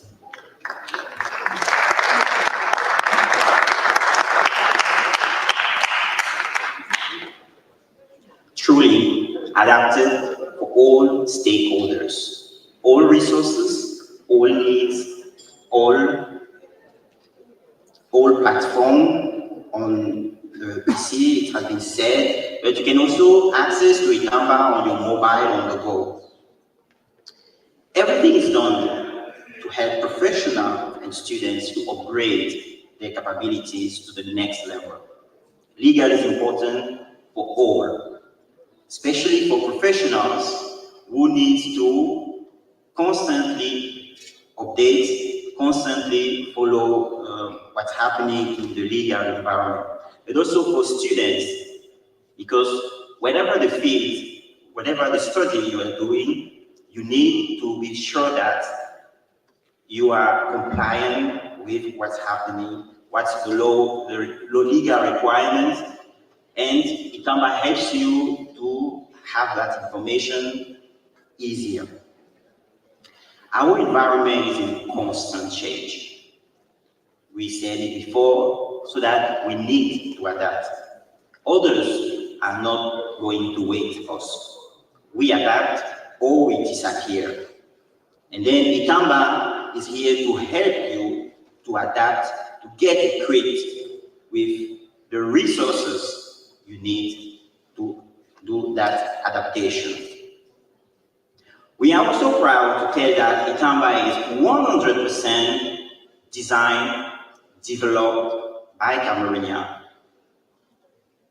It helps them, the ecosystem, to develop, to do new things, and to go forward.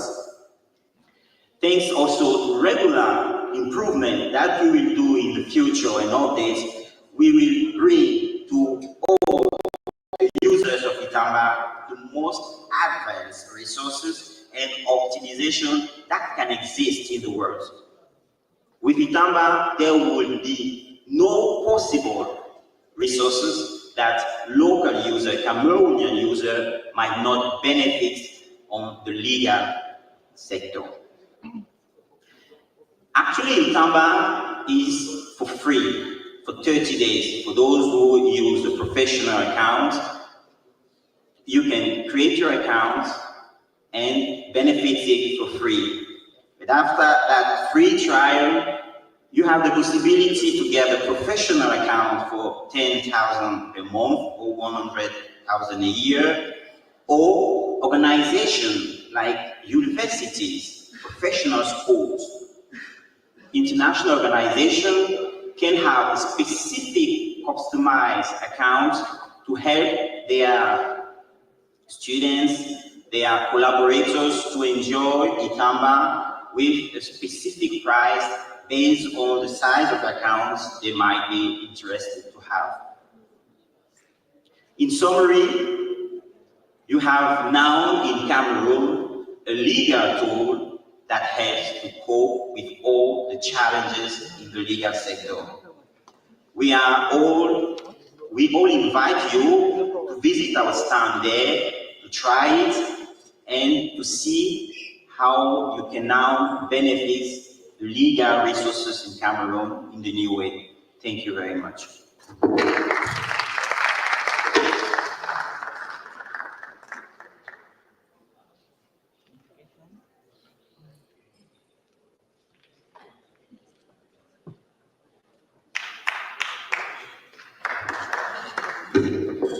If you want to keep clapping, you can go ahead. Another round of applause.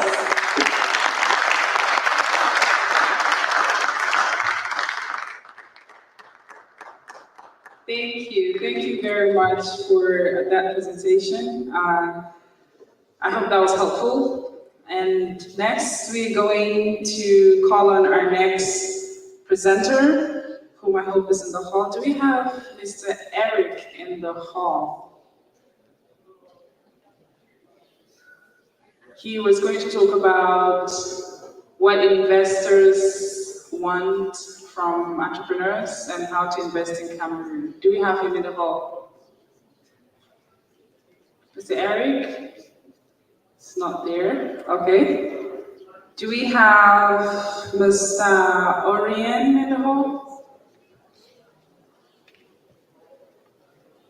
Burgas Orien? Do we have him in the hall?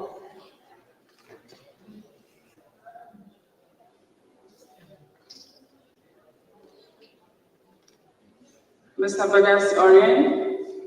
All right, we don't have him as well. Do we have Eric Ngonga from MTN?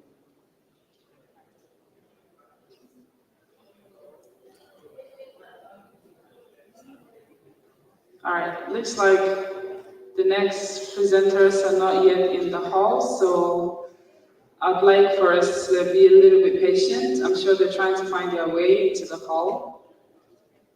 Because it's a little bit of a confusing situation where some people are not sure what hall they are supposed to be, so they end up in several halls. So I'd like for us to just be patient for a moment and see if our next presenter is going to be around.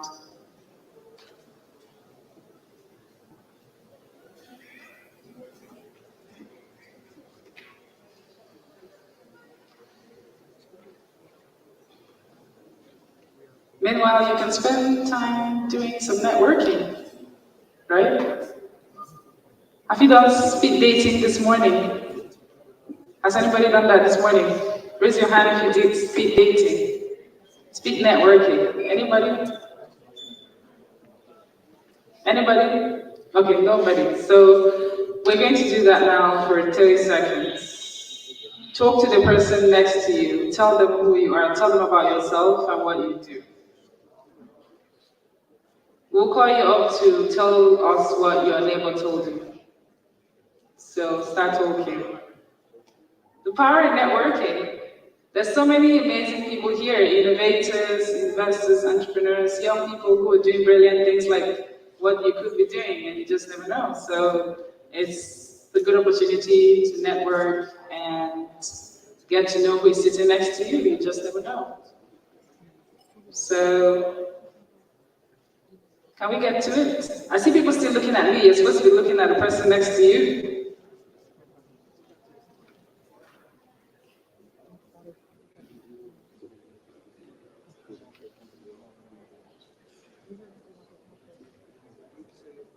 I don't hear people talking. Are we talking to each other? Are you sure?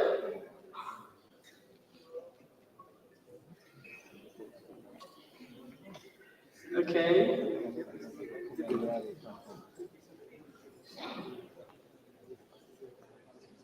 I'll call somebody at random to share who their neighbor is and what they do. Also, people are leaving. They don't want to talk.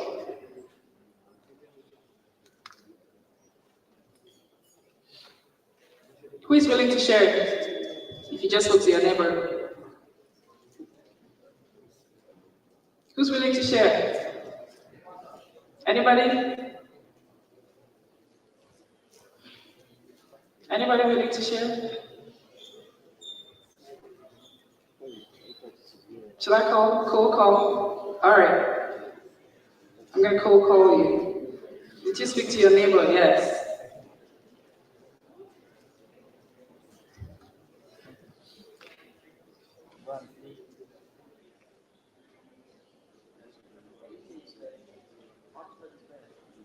Oh, you didn't speak to your neighbor. Is there somebody who can share? All right, no problem. While we try to get the rest of our guests in, my dear people at the other console, could you give us a little break with the Road to Seats, the video that we have with the hackers from January up till now, from different 10 regions of the country? Can we have that thrill for a moment while we try to get in the next guest speaker?